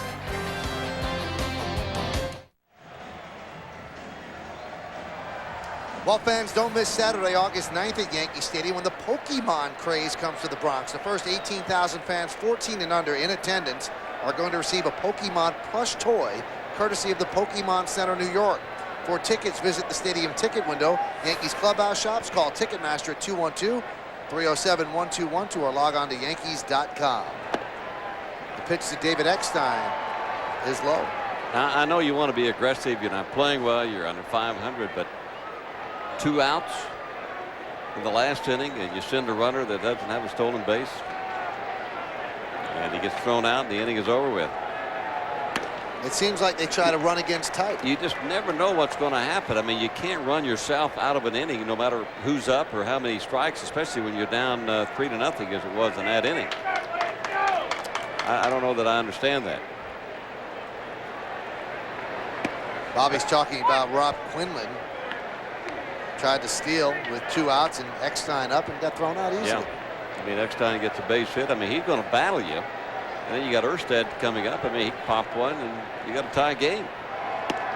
Pitch is high, 3-1. I mean, it certainly seems to be going against convention, Bob. Well, if you're going to run, you got to make 100% sure you're going to make it. And you know this kid didn't run on his own. No, and I think the Yankees had picked up this. I think they were alerted because remember we were talking about Rogers throwing over to first base 2 or 3 times, and that comes from Mel Stottlemyre. So the Yankees had picked up something that the Angels had relayed on to Quinlan to take off. 3-2. I mean, that's what it appeared to me. Because it would be unusual, and I mentioned it'd be unusual that Roger would throw over that many times with 2 men out. He got a 3-0 lead. So Joe Torre, Mel Stottlemyre, Don Zimmer, they had picked up something that maybe a sign or something that they had given to Quinlan to take off. Well, this is a somewhat anemic Angel offense now. They don't have Gloss, they don't have Salmon, they don't have Fulmer, and those are 3 run-producing bats. So maybe Scioscia's thinking, I've got to scratch a run any way possible, and he's playing against type. The 3-2 popped up foul out of play. And yesterday we saw it too, Bobby, when they were down 4-1 and they were running. It doesn't seem like they look at the scoreboard. This is how we can score runs. This is how we're going to do it. But sometimes it just percentage-wise not the right move to make. It's not the right move to make, and it certainly looks bad when you don't.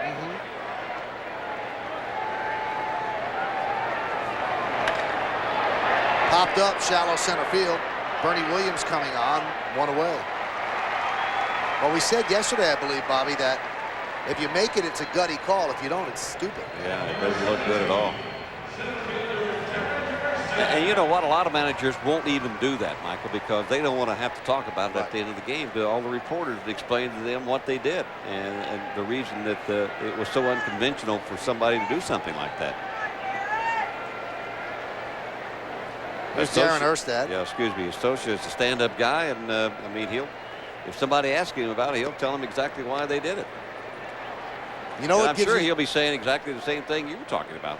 We don't have our guys. Yeah, I mean.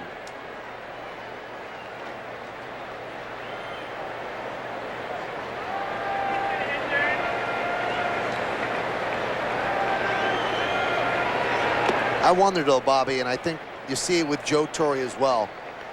When you've got a ring and you've done it before, Joe has 4 and Scioscia has 1, it kind of emboldens you, and you can say, hey, that's what I want to do, and that's it. And I've won a World Series ring before, and I know what I'm doing. I've proven I know what I'm doing.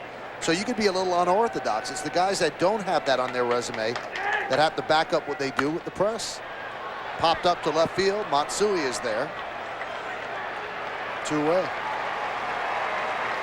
Well, the Yankee organization, the way it is run and the way Joe Torre has run it since 1996, been a part of this tremendous championship ball club, is that once you win that World Championship, that is over with. It's the next year.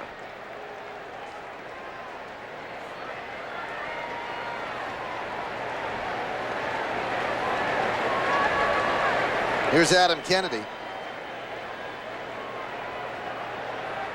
We have seen, though, in other organizations, you win one, it's going to buy you 5 or 6 years apiece. Not with the Yankees. Not here. And one thing the Yankees have done, and they've had major injuries. I mean, yeah, Angels have injuries too, but the Yankees plugged those holes up as best that they could to try to keep themselves in this race. And now they come into tonight's game, 1.5 game in front of the Boston Red Sox. I mean, if you don't plug those holes, I mean, with major injuries, with major players on your ball club, no telling where you could be. I mean, maybe they could be the same place the Angels are. And the Angels failed to plug those holes. Look there at David DeLucci, acquired yesterday in the Raul Mondesi deal with Arizona. That one's driven out to deep left field. Going back, Matsui on the run. He's there, and he puts it away. for the final out of the inning. Clemens looks sharp on this Wednesday evening in Southern California. Angels go down 1-2-3. We go to the 7th. 4-0 Yankees. Hey fans, Wednesday night on Yes shifted to high gear as Richard Petty joins Michael Kay on an all-new center stage. Get an inside look at the triumphs and tragedies of this racing legend. It's an hour of high-paced entertainment on center stage. It's Richard Petty premiering Wednesday at 10:30. And it's right here on Yes. And my partner, I know, did a good job on that center stage. He was a fun guy, Bobby. He was a very cool guy, and he did the interview in his hat and his glasses. I'd never met him before, and he was great. Very open. Good. I can't wait to see that one. All those center stages have been just absolutely fabulous. They really have. You do a great job. 2-0 to Ventura is inside.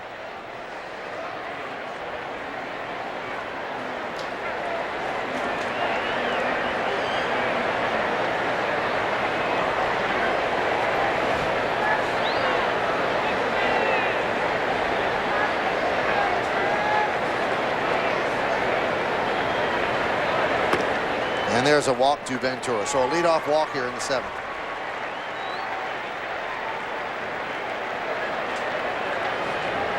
Let's take a look at the Visa in-game box score for the Yankees. Visa, it's everywhere you want to be. Derek Jeter 1 for 2, leadoff double in the first, a run scored. Bernie's 0 for 3. Giambi 2 for 2, a walk, a home run, 3 runs scored. Posada walk. Hideki Matsui with 3 more ribbies tonight. Nick Johnson, Robin Ventura, Kareem Garcia, and Enrique Wilson all looking for their first hit. And here is the aforementioned Kareem Garcia. He will face John Lackey. There's a strike. That was Lackey's 100th pitch of the evening.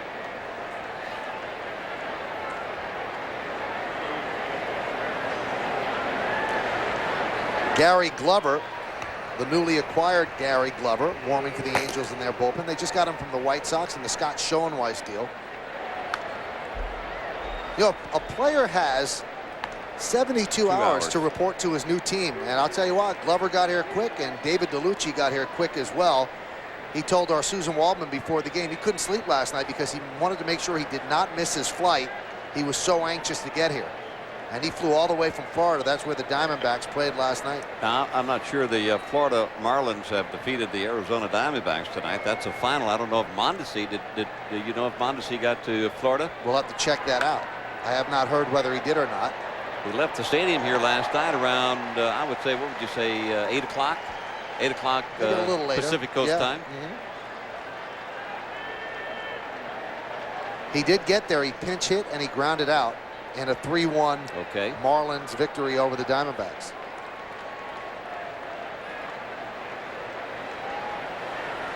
The 0-2 fouled away.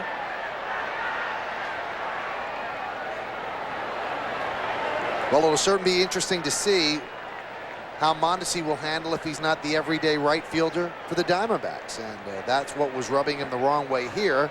He got pinch hit for by Ruben Sierra on Sunday night against the Red Sox and got taken out of the game, showered quickly, and then left the ballpark. Didn't even watch his team try to come back, and that's what really rankled Joe Torre. And that is the proverbial straw that broke the camel's back, and the Yankees decided to make the deal. Pretty much the same on any ball club. I mean, you just don't do that as a player.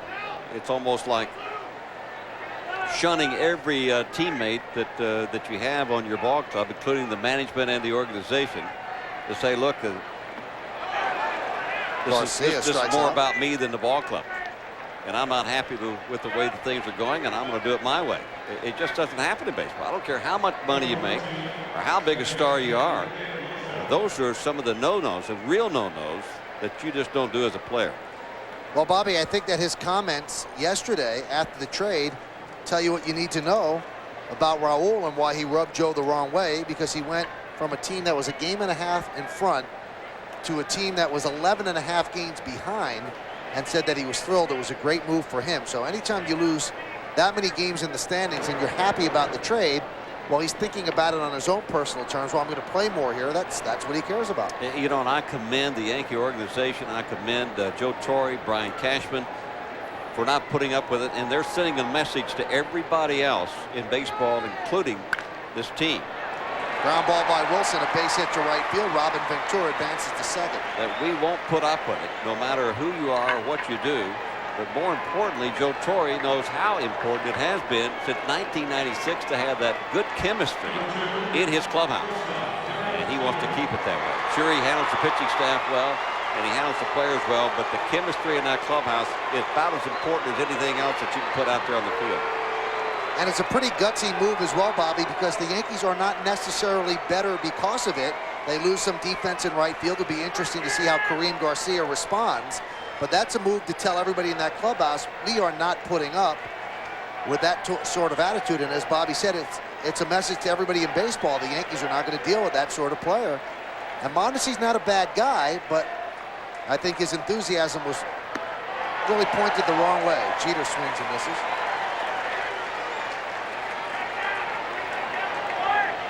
Jeter is 1 for 2 with a walk.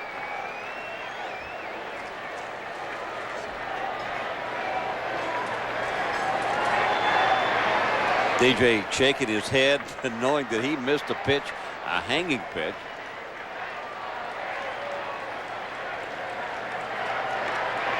Nice stop by Molina. Hey, have you seen Molina miss a ball yet in the dirt? I mean, last night from Kevin Napier, especially in the first inning, I know he blocked at least 4 of them. Some of them were only about, about 54 feet. His hands are so soft. Oh, they are something. He just scooped that up on the backhand like a first baseman. Like a shortstop.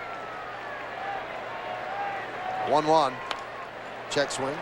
You know what I have found, Bobby, and I'm wondering if you agree. You say he missed that high breaking ball.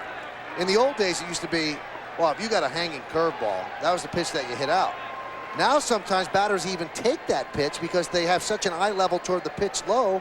The pitch high, even if it's a hanging curveball, sometimes it gets him. But I think that's Jeter's pitch. You know, he likes the ball up in the strike zone and out over the plate. And he's feeling so good. I mean, he's in that zone, that hitter zone where you feel good when you go to home plate. You see every pitch well, and you feel confident that you're going to hit the ball hard no matter what they throw up there. 1-2. Strike 3 inside corner. Jeter down looking. 2 away. Except for this time. That is the 9th strikeout for Lackey.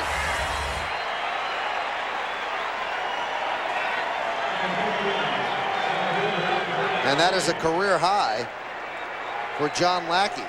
Previous high was 8, set on July 2nd of this year against Texas. Lackey likes it.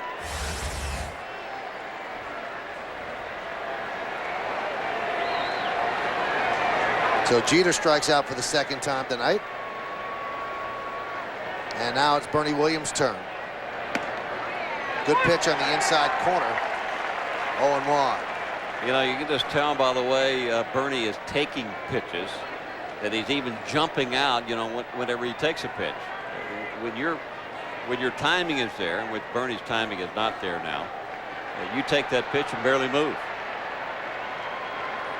You almost just kind of stand there. Is that a beach ball? It used to be. It's going to be popped real soon. Oh, my goodness. Along with Bobby Mercer, I'm Michael Kay. You're watching Yankees baseball on the Yes Network. It is now Thursday morning in New York City, so we really do thank you for staying up late with us. Yankees are leading 4-0. We're in the top of the 7th inning. Roger Clemens going for his 10th win of the year so far. He's pitching a 4-hit shutout. And how can you go to bed with the Yankees leading 4-0?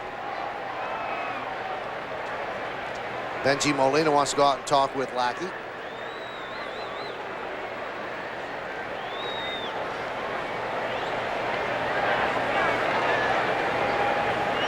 I mean, I know it's late back in New York, but they can't say we're putting people to sleep, can they? Oh, they could. Yeah, I guess they could. You're right. Say whatever they want. The 1-1. Hit sharply and through for a base hit. Let's see if Ventura scores. He rounds third. He heads home. He will score. The throw comes into third. It's an RBI single for Bernie Williams, and the Yankees lead 5-0. Bernie picks up his 36th run batted in, and Mike Scioscia has seen enough. Bernie driving that ball, that's something that will make Rick Down happy. It'll also make Joe Torre happy because the Yankees here in this series, which they didn't do a whole lot in that Boston series, getting key base hits with runners in scoring position. And Ventura comes around to score the 5th run for the Yankees. Well, Bobby, in this series alone, the Yankees are 6 for 14 with 9 RBIs with runners in scoring position. The Angels 1 for 9 with 1 ribby. Come on back.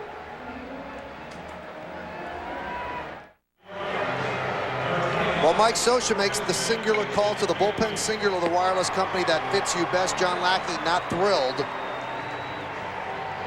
He gutted it after the first inning, pitched okay, but the Yankees were patient, and he threw up, I believe he threw about 115 pitches, and you see his lineup to this point. The runners on first and second are his responsibility. So Scioscia goes to the newest Angel, Gary Glover. Well, Lackey did settle down after that first inning, but Gary Glover will get his first shot in Angel uniform since the Sean Weiss trade. You can see what he did with the Chicago White Sox. 43 hits at 35 and 2/3 innings pitched. Pretty much known to be maybe a 2-pitch pitcher. Fastballs up in the 90s. Had a pretty good year for the White Sox last year, as it ended up being their #1 setup man. Here's Giambi. There's a strike. You know, he was somewhat like Sean Weiss too, because he was in the rotation. It didn't work out, and so he found his niche in the bullpen, and he's finally settled in. I'm talking about Glover. Finally settled in that he's not going to start anymore. That his main job is going to be out of the bullpen. Kenny Williams, the GM of the White Sox, has said that Sean Weiss will start next year. Yeah, Sean Weiss still has a little bit of an idea that he wants to be in the rotation and not pitch out of the bullpen. That's the reason they had some problems here with the Angels. And he's not going to do it this year, I don't think, with the White Sox, but they said next year he certainly will get a shot to move into the rotation. I'm talking about Sean Weiss now with the White Sox.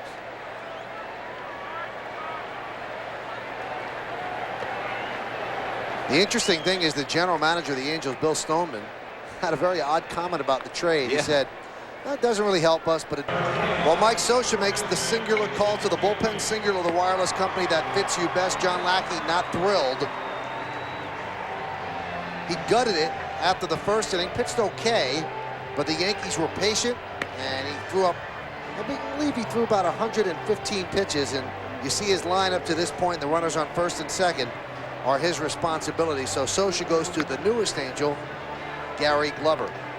Well, Lackey did settle down after that first inning, but Gary Glover will get his first shot in Angel uniform since the Sean Weiss trade. You can see what he did with the Chicago White Sox. 43 hits at 35 and 2/3 innings pitched. Pretty much known to be maybe a 2-pitch pitcher. Fastballs up in the 90s. Had a pretty good year for the White Sox last year, as it ended up being their #1 setup man. Here's Giambi, and there's a strike. You know, he was somewhat like Sean Weiss too, because he was in the rotation. It didn't work out, and so he found his niche in the bullpen, and he's finally settled in. I'm talking about Glover. Finally settled in that he's not going to start anymore. That his main job is going to be out of the bullpen. Kenny Williams, the GM of the White Sox, has said that Sean Weiss will start next year. Yeah, Sean Weiss still has a little bit of an idea that he wants to be in the rotation and not pitch out of the bullpen. That's the reason they had some problems here with the Angels. And he's not going to do it this year, I don't think, with the White Sox, but they said next year he certainly will get a shot to move into the rotation. I'm talking about Sean Weiss now with the White Sox.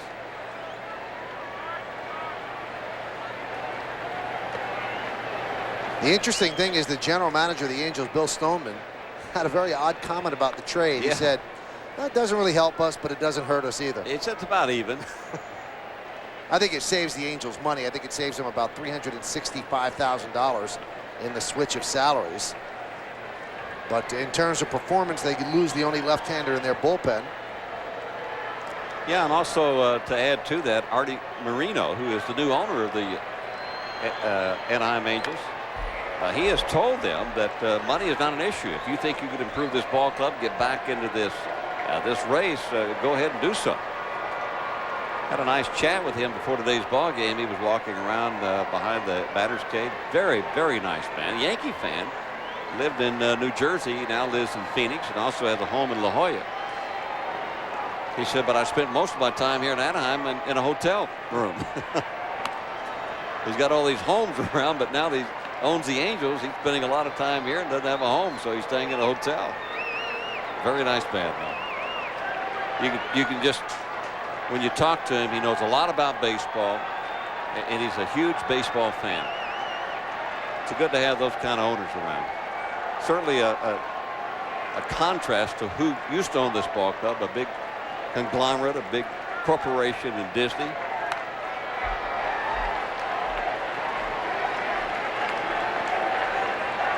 Looks like another conglomerate down the road. Fox is going to sell the Dodgers.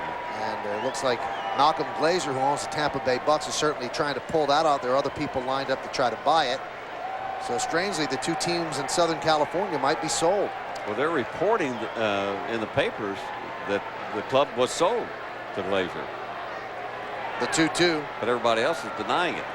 I think it's got a lot to do with the cross ownership rules from both sports, and we'll have to see, because he ultimately wants to own an NFL team in Los Angeles, and then he would have to sell the Tampa Bay Buccaneers. And there's a lot of hurdles that they have to get over before that thing is sold. So the count is full at 3-2. First and second, 2 outs, 1 run already in. Yankees lead 5-0, so the runners will be going. Giambi 2 for 2 with a walk and 3 runs scored tonight. The runners go, and that one is driven out to right field. Giving chase is Devannon. He cannot get there. It's 1 hop up against the wall. Wilson scores. Bernie Williams scores. And the ball gets away. Giambi will go to third. He will make it. It's a 2-run double for Jason Giambi, and the Yankees have built a healthy 7-0 lead.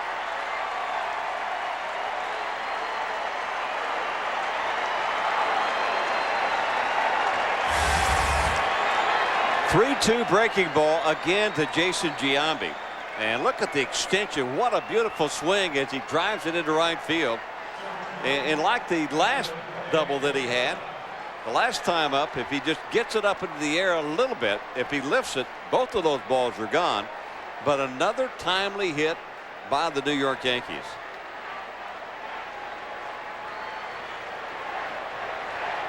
That's a double, 2 RBIs, and an E4, allowing him to move to third. The pitch to Posada is outside, so somewhat of an inglorious debut for Gary Glover.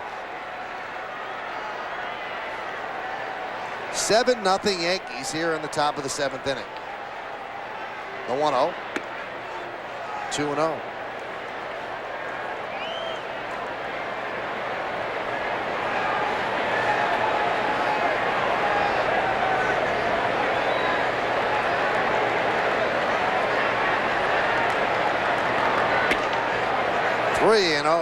And on deck is Matsui.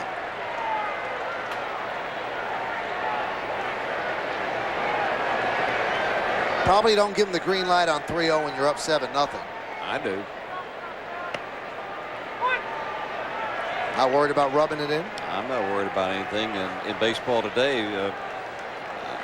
Most of the time it's up to the hitter anyway. I mean, you have the green light unless they take it away from you. So I'm sure it's up to Posada whether he wanted to swing at a 3-0 pitch.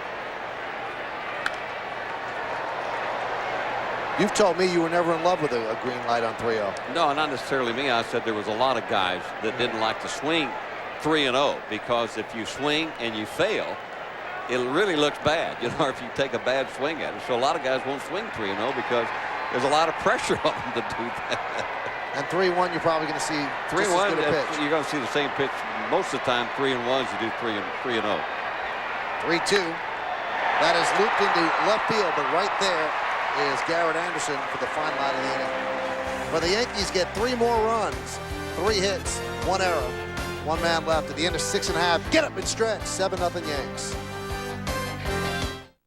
I'm Fred Hickman. This studio update brought to you by your Tri-State Quality Ford store. The guys are wondering about Raul Mondesi. Here he is. He did make it to his new club, Arizona and Florida. Grounds out as a pinch hitter, and the D-backs losing 3-1 behind Dontrelle. And how about Jose Valentin of the White Sox? Beaten up on the Royals, he homered 3 times. White Sox have won 11 of 12, within 2 of the AL Central. Don't you see the irony? Valentin breaking the Royals' hearts. We'll see you on the post-game show. You know, Fred, I did not see the irony until he pointed it out. I did not see it, but I did see one thing, Bobby. The scouting report made its way to the other league. Pitch him low and away, Mondesi. I'll tell you what a pitcher's matchup that was tonight. That was Randy Johnson against Dontrelle Willis. Willis bested him. The big unit against the D train. What a rookie year for Dontrelle Willis. I think that's his 10th win against just 2 losses.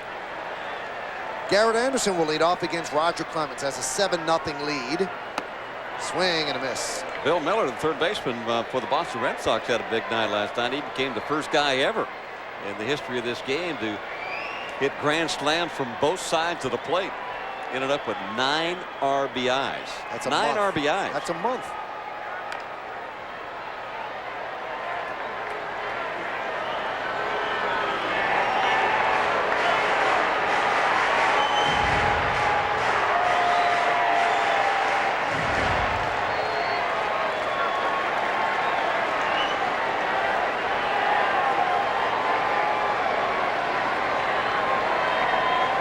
And the 0-2 to Anderson. Hit sharply to second base. Nice grab on the glove side by Wilson. 1 away. That's a pretty play.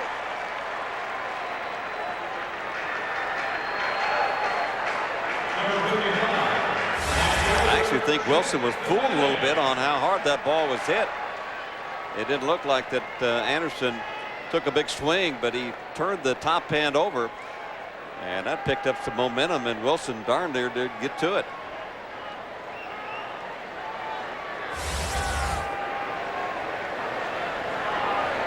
Wilson really does show his value. He could play second, third, shortstop, and has even played first. Pitch to Jeff DeVannon's outside.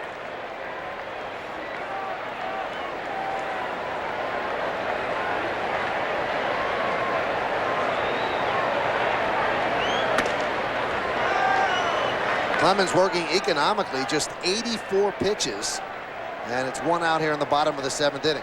Fastball still got a lot of zip to it in the strike zone, throwing the fastball consistently up in the 90s, low 90s. Foul back. But I think what has made Roger tonight is what he didn't have in his last start. He's got the split-fingered fastball working for him, which sets up that fastball a lot better. He could spot it, and he's throwing strikes. See the ratio there, 53 strikes, 32 out of the zone. Popped up foul, out of play.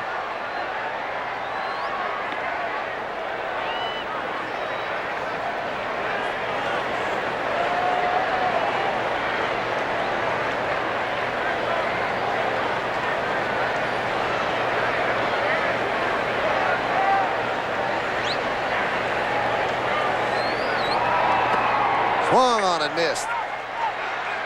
Trapped by Posada. He flips to first, so a strikeout. The put out is 2-3.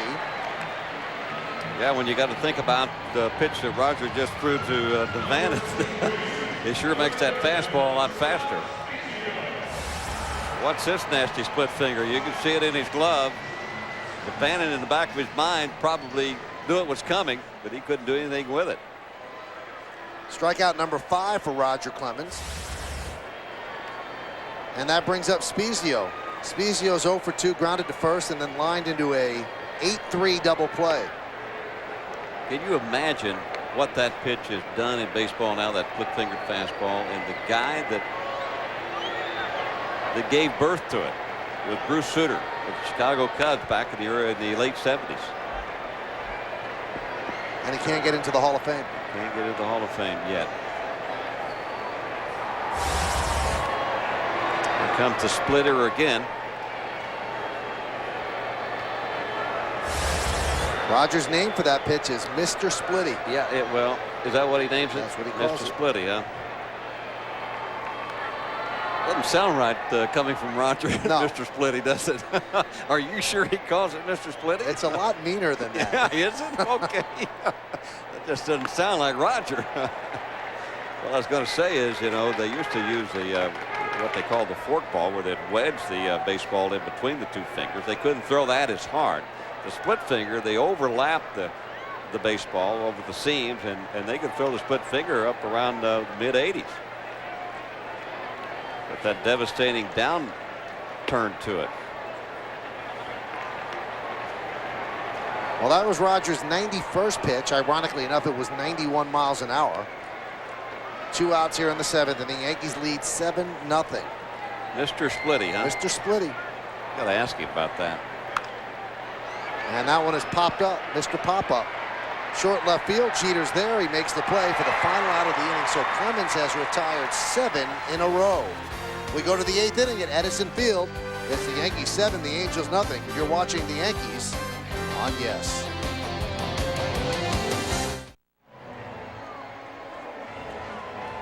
Well, we go to the 8th inning. Yankees lead 7-0.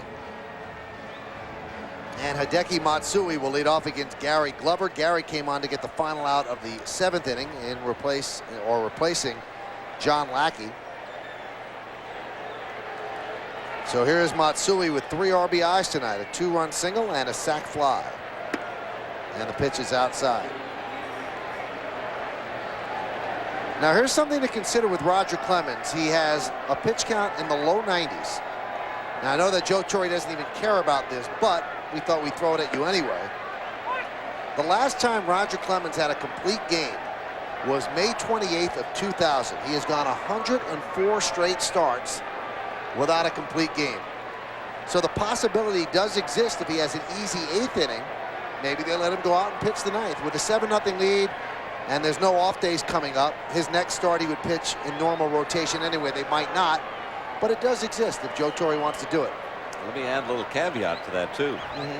I was 3 years younger.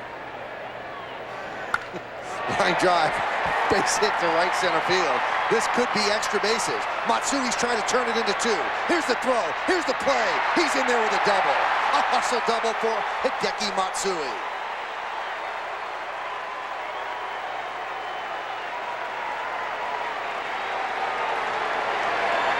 You know, just as he did the other night when he hustled exactly the same way. When he hit the baseball, he was off for second base. There was no stopping him at first base.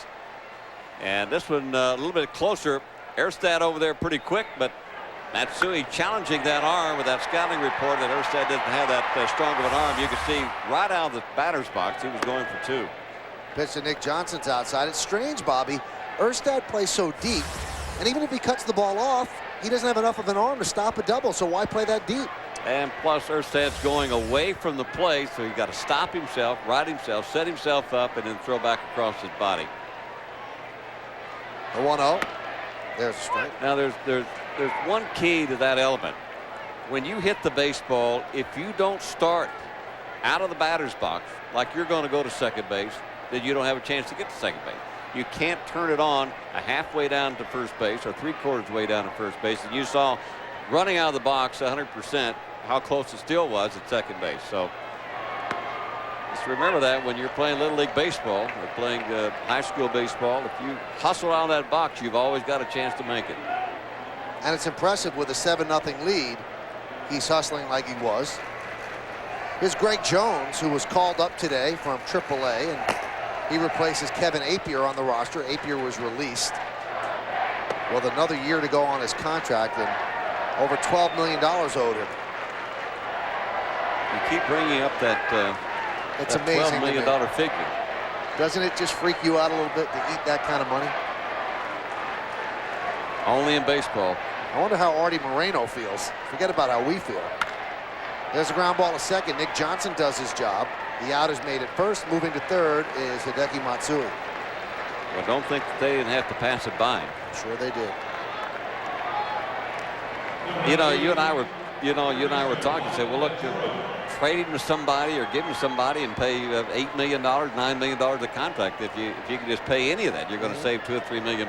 I can't believe they didn't do that, Bobby. I can't believe there wasn't some team out there. Maybe they've been trying to do that, and they haven't been able to do it. Line drive to right field. That is a base hit for Ventura.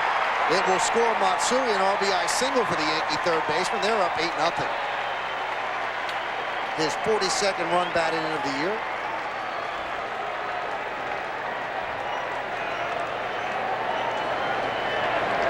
Very positive sign from Robin Ventura tonight. He's had some pretty good at-bats. This is his first hit. But he's walked once, and he's also lined sharply to the left field. So he's had some good at-bats tonight.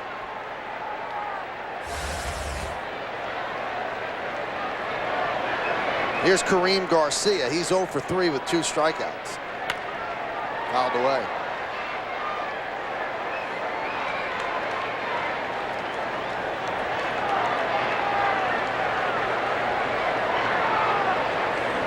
What would you do with $12 million? Well, you wouldn't get $12 million. You have to pay taxes on it, so you'd only have about $7 million. $7 million. Well, let's see. What would you do with 7 cash? I don't think I would retire because I love the job, but I would probably buy just a big house. You would? That would for be you? It. Well, my sister already has a house, but if she wanted one, I'd get her another. My mom. I'd give you money. That one's hit deep to center field. I'm hoping you get $7 million. Erstad's there, 2 away. What a guy. Would you retire? I would not. And it probably wouldn't live my life any differently. I think I agree. I wouldn't live it differently either. I'd be a lot more secure, though. Obviously.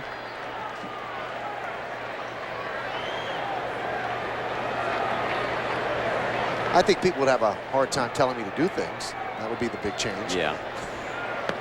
Well, you certainly would have a lot of people asking you probably for money. Oh, I'd have no problem saying no to that. You would? No problem. I'd be very comfortable. That meanness really comes out in you when it's time, right? Absolutely. The 1-0. Grounded sharply to second. Right there is Kennedy, and that will do it here in the 8th inning. Let me tell you one thing. Yeah. Keep dreaming. I'll do it. I'll dream right along with you. Okay. We go to the bottom of the 8th. 8-0 Yankees. No dream.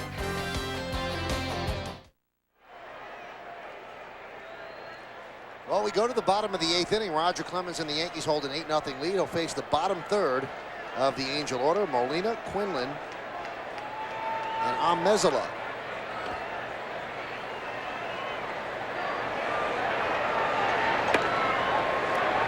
And the fastball is outside.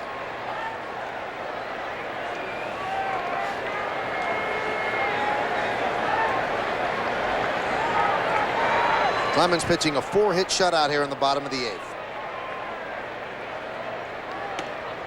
Staying away in the count now 2-0. This is definitely one of Clemens' better outings of the year. He has been solid from the start. He's been in very little trouble. In fact, only two Angels have been in scoring position. Darren Erstad was at third in the first inning, and David Eckstein was at second in the third, and that's it.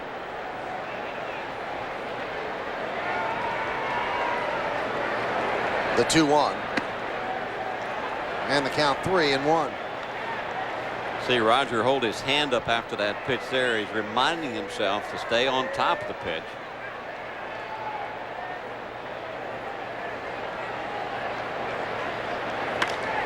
Popped up.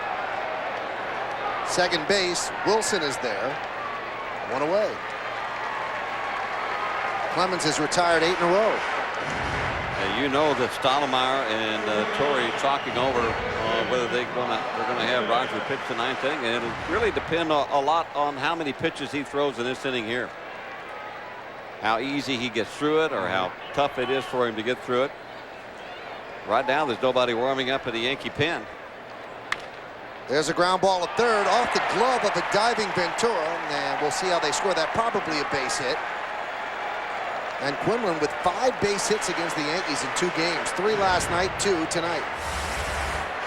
Well, part of this new look Angel ball club, and at least against the Yankees, Quinlan has hit the ball hard, and he has shown signs of why he was the minor league player of the year in their organization last year.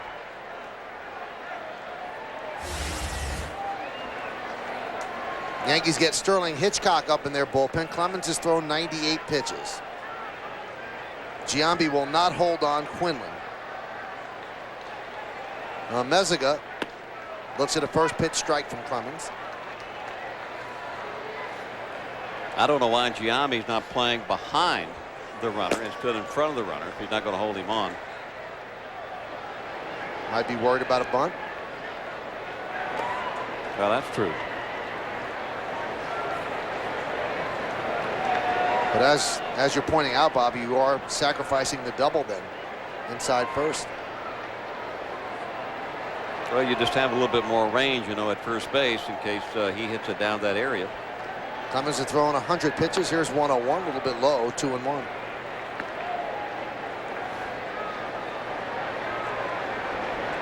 Andy Pettit, last night's starter. Clemens' good buddy watching.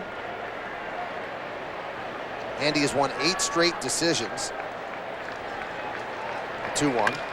Right back to Clemens. Let's see if they get 2. There's 1. And there is 2. A 1-6-3 double play.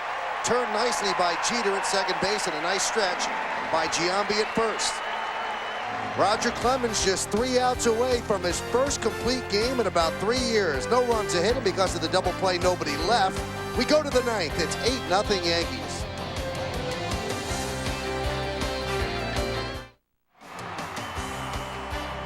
New York Yankees baseball has been brought to you in part by Hyundai. Hurry into the Hyundai winning season event and get great deals on any new 2003 Hyundai. And by Samsung, bringing digital technology together for an easier, richer, more enjoyable life. We go to the 9th inning. Yankees lead 8-0. And it seems like the only thing in question now is Roger Clemens. Will he be allowed to pitch the bottom of the 9th inning? There's nobody warming for the Yankees as we speak, although you can see Mel Stottlemyre going quickly to the phone, and he might have asked Clemens, is this important to you? And we'll see if somebody comes in, whether or not it is, because you know Clemens has plenty left. Greg Jones is making his major league debut. He was called up today, and he will face Derek Jeter to start off the 9th inning. And there's a strike. Jones is selected by the Angels in the 46th round. Check that, the 42nd round back in 1996. You can see what he did with Salt Lake City, their AAA ball club.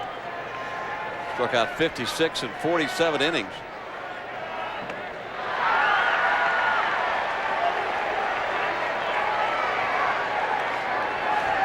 Down in Salt Lake City, the batting average against Jones was only .207.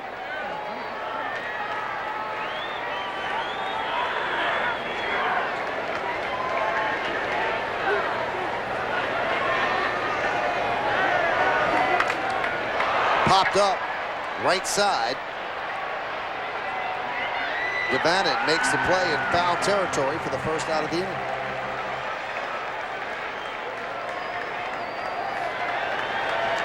It looks at this point, Bobby, that they're going to let Clemens try to finish the game. There's no one up right now. And he has certainly a manageable pitch count right now. Yeah. Clemens has thrown 102 pitches. And we have seen him throw games in the 130s.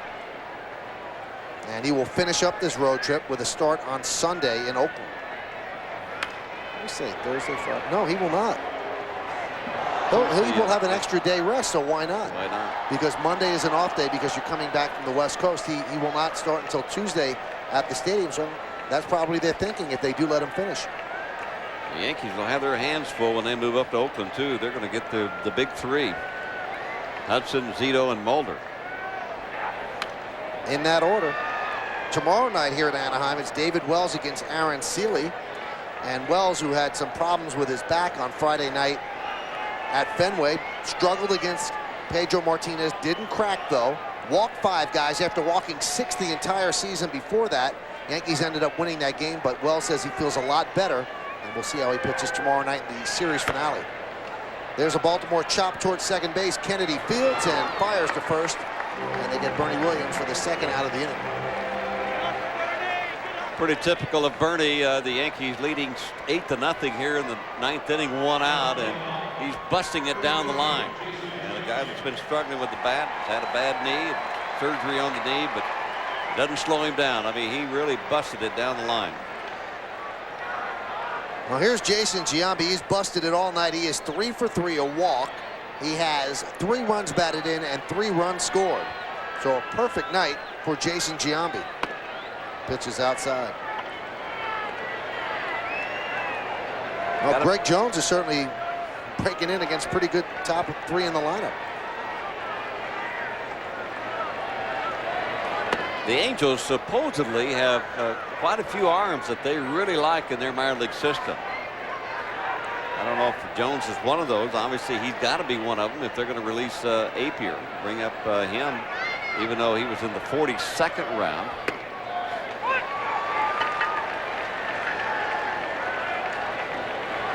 If they've got good young pitching, it won't take them long to rebuild this ball club back up again.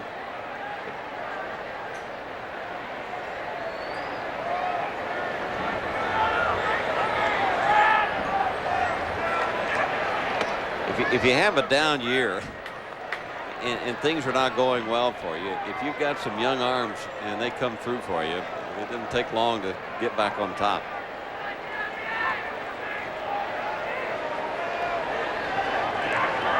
Not only everybody in baseball, but everybody in the world is looking for pitching. So Giambi keeps his perfect night in order, 3 for 3 with 2 walks. And that gets another at bat for Posada.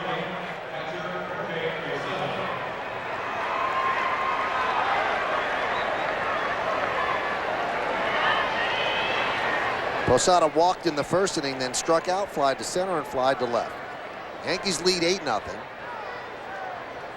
They won last night 6-2, so if they hold on tonight, tomorrow they're playing with the house's money. Wells against Sealy. And there's a strike to Posada. It's a 9-game road trip the Yankees are on. They lost 2 of 3 in Boston. Then they have the 3 games here in Anaheim, and then 3 games against Oakland. And that will be in Oakland.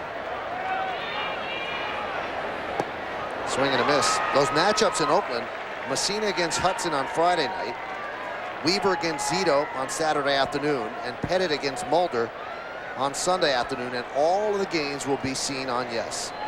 And not an easy road trip for the Yankees either, because of all that emotion up in Boston, and especially playing the last game, a night game. They didn't arrive in Anaheim until about 5 or 6 in the morning. They did have the day off, but that just pretty much messes everything up. You got to stay in bed to rest up for the next day, and then they move up to Oakland after this series here. 1-2. Grounded foul. You know, it's just the type of road trip that you can't let your guard down at all. I mean, if you let your guard down, you're going to be in trouble. You got to be tops of your game. Soriano getting the night off.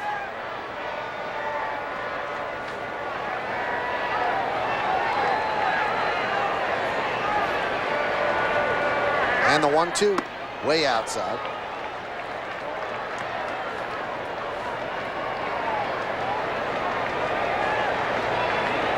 Eight 9-0 Yankees, 0-5-1 for the Angels. Top of the 9th inning, runner on first base. They're not holding Giambi with 2 outs, and the rookie Greg Jones on the mound making his major league debut. The 2-2, breaking ball, strike 3, backdoor, and Posada down looking. So a nice major league debut for Mr. Jones, and Roger Clemens will try to get his first complete games in over 3 years. Stay tuned for that. Bottom of the 9th coming up. Well, Roger Clemens has not had a complete game in 104 starts, dating back to May 28th of 2000. And he is 5th amongst active pitchers with no complete games. The longest streak is Kirk Reeder with 135 starts, Kent Merker at 126, Joey Hamilton 111, and Omar Dahl 106. But one thing before we make a huge deal out of this, Bobby, complete games don't mean that much in this day and age, and with the Yankee bullpen the last couple of years, Roger Clemens not pitching a complete game is not a sign of weakness at all. No, not at all. In fact, in the American League, it's 5 or 6 good innings. You know, a quality start and then turn it over to the middleman and then setup man and then the closer. That's just the way they play it in the American League. Well, the bullpen so far tonight has had its rest. They're warming up, so they give Clemens a chance to get 3 outs. If anybody gets on, he'll probably get taken out. Eckstein fouls it back quickly, down 0-2. Now, as Bobby said in our scouting report right at the beginning of the game, this is Roger Clemens' last start as a 40-year-old. He becomes 41 on August 4th. I believe that's Monday. So he can go out of the 40th year in style. Pitches inside. Well, you talk about complete games. The Yankees had 9 complete games in all of last year. They're almost like dinosaurs in baseball today. It's just not a big deal anymore. The 1-2. Line down the left field line foul. Now, one thing, while we were in commercial, Yankees made the final out. Clemens came out of the dugout first, headed to the mound. And what remained of this crowd of 37,152, they gave him a standing ovation.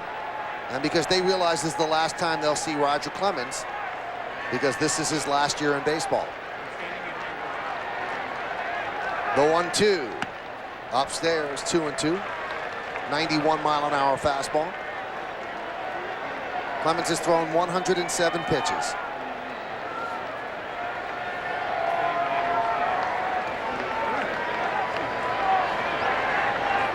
Clemens has won 28 times against the Angels.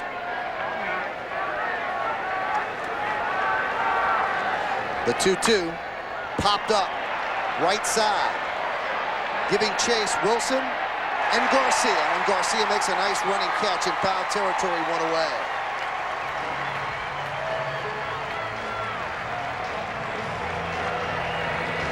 Well, Garcia, Wilson did it the right way. Garcia, you can see Wilson calling for it, but Garcia has precedence over that because he's got a better angle. And Stottlemyre wanting this ball to be caught.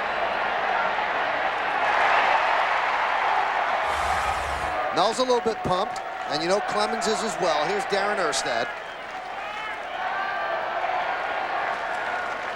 Erstad 1 for 2 with a walk. Breaking ball, no bite. Here at Edison Field, Roger Clemens 13-4 with a 3.00 ERA. Lifetime against the Angels 28-8, 2.50. And those 28 wins are the most by any opponent in his career. There's a pop-up to left field. Matsui, 2 away. Clemens 1 out away from a complete game shutout.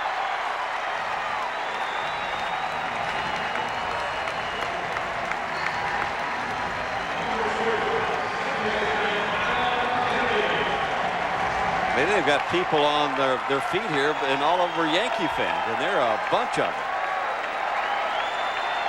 This reminds you of Yankee Stadium. Yankee Stadium West. Here's Adam Kennedy.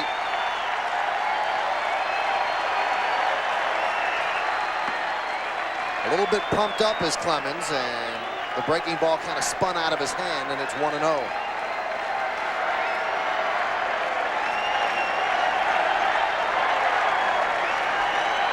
To Kennedy. That's in the dirt, scooped up on the backhand by Posada, and the count 2-0. Besides being a complete game, it would be a complete game shutout.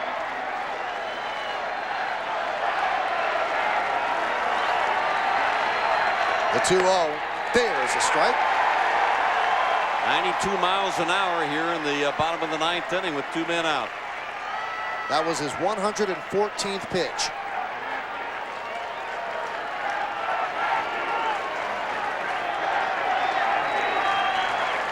And the 2-1. This should do it. A ground ball to second. Wilson's there. Over to first. A complete game. 5-hit shutout for Roger Clemens. He is fabulous at 40. His last game as a 40-year-old. And his first complete game since May 28th of 2000. A streak of 104 starts. And the amazing career of Roger Clemens just has one more line on the resume. Tell you what, this is what baseball is all about. If you're a New York Yankee, you get timely hitting from your key guys. You get a great pitched ball game by a Hall of Famer. And Roger Clemens had his first complete game in 3 years. You think Mel Stottlemyre is pumped about this? Oh, yeah, he was pumped. So was Joe Torre. So a nice night for the Yankees. They follow up a 6-2 victory last night with an 8-0 Clemens complete game tonight. And Clemens picks up his 10th victory, and he shows that he still has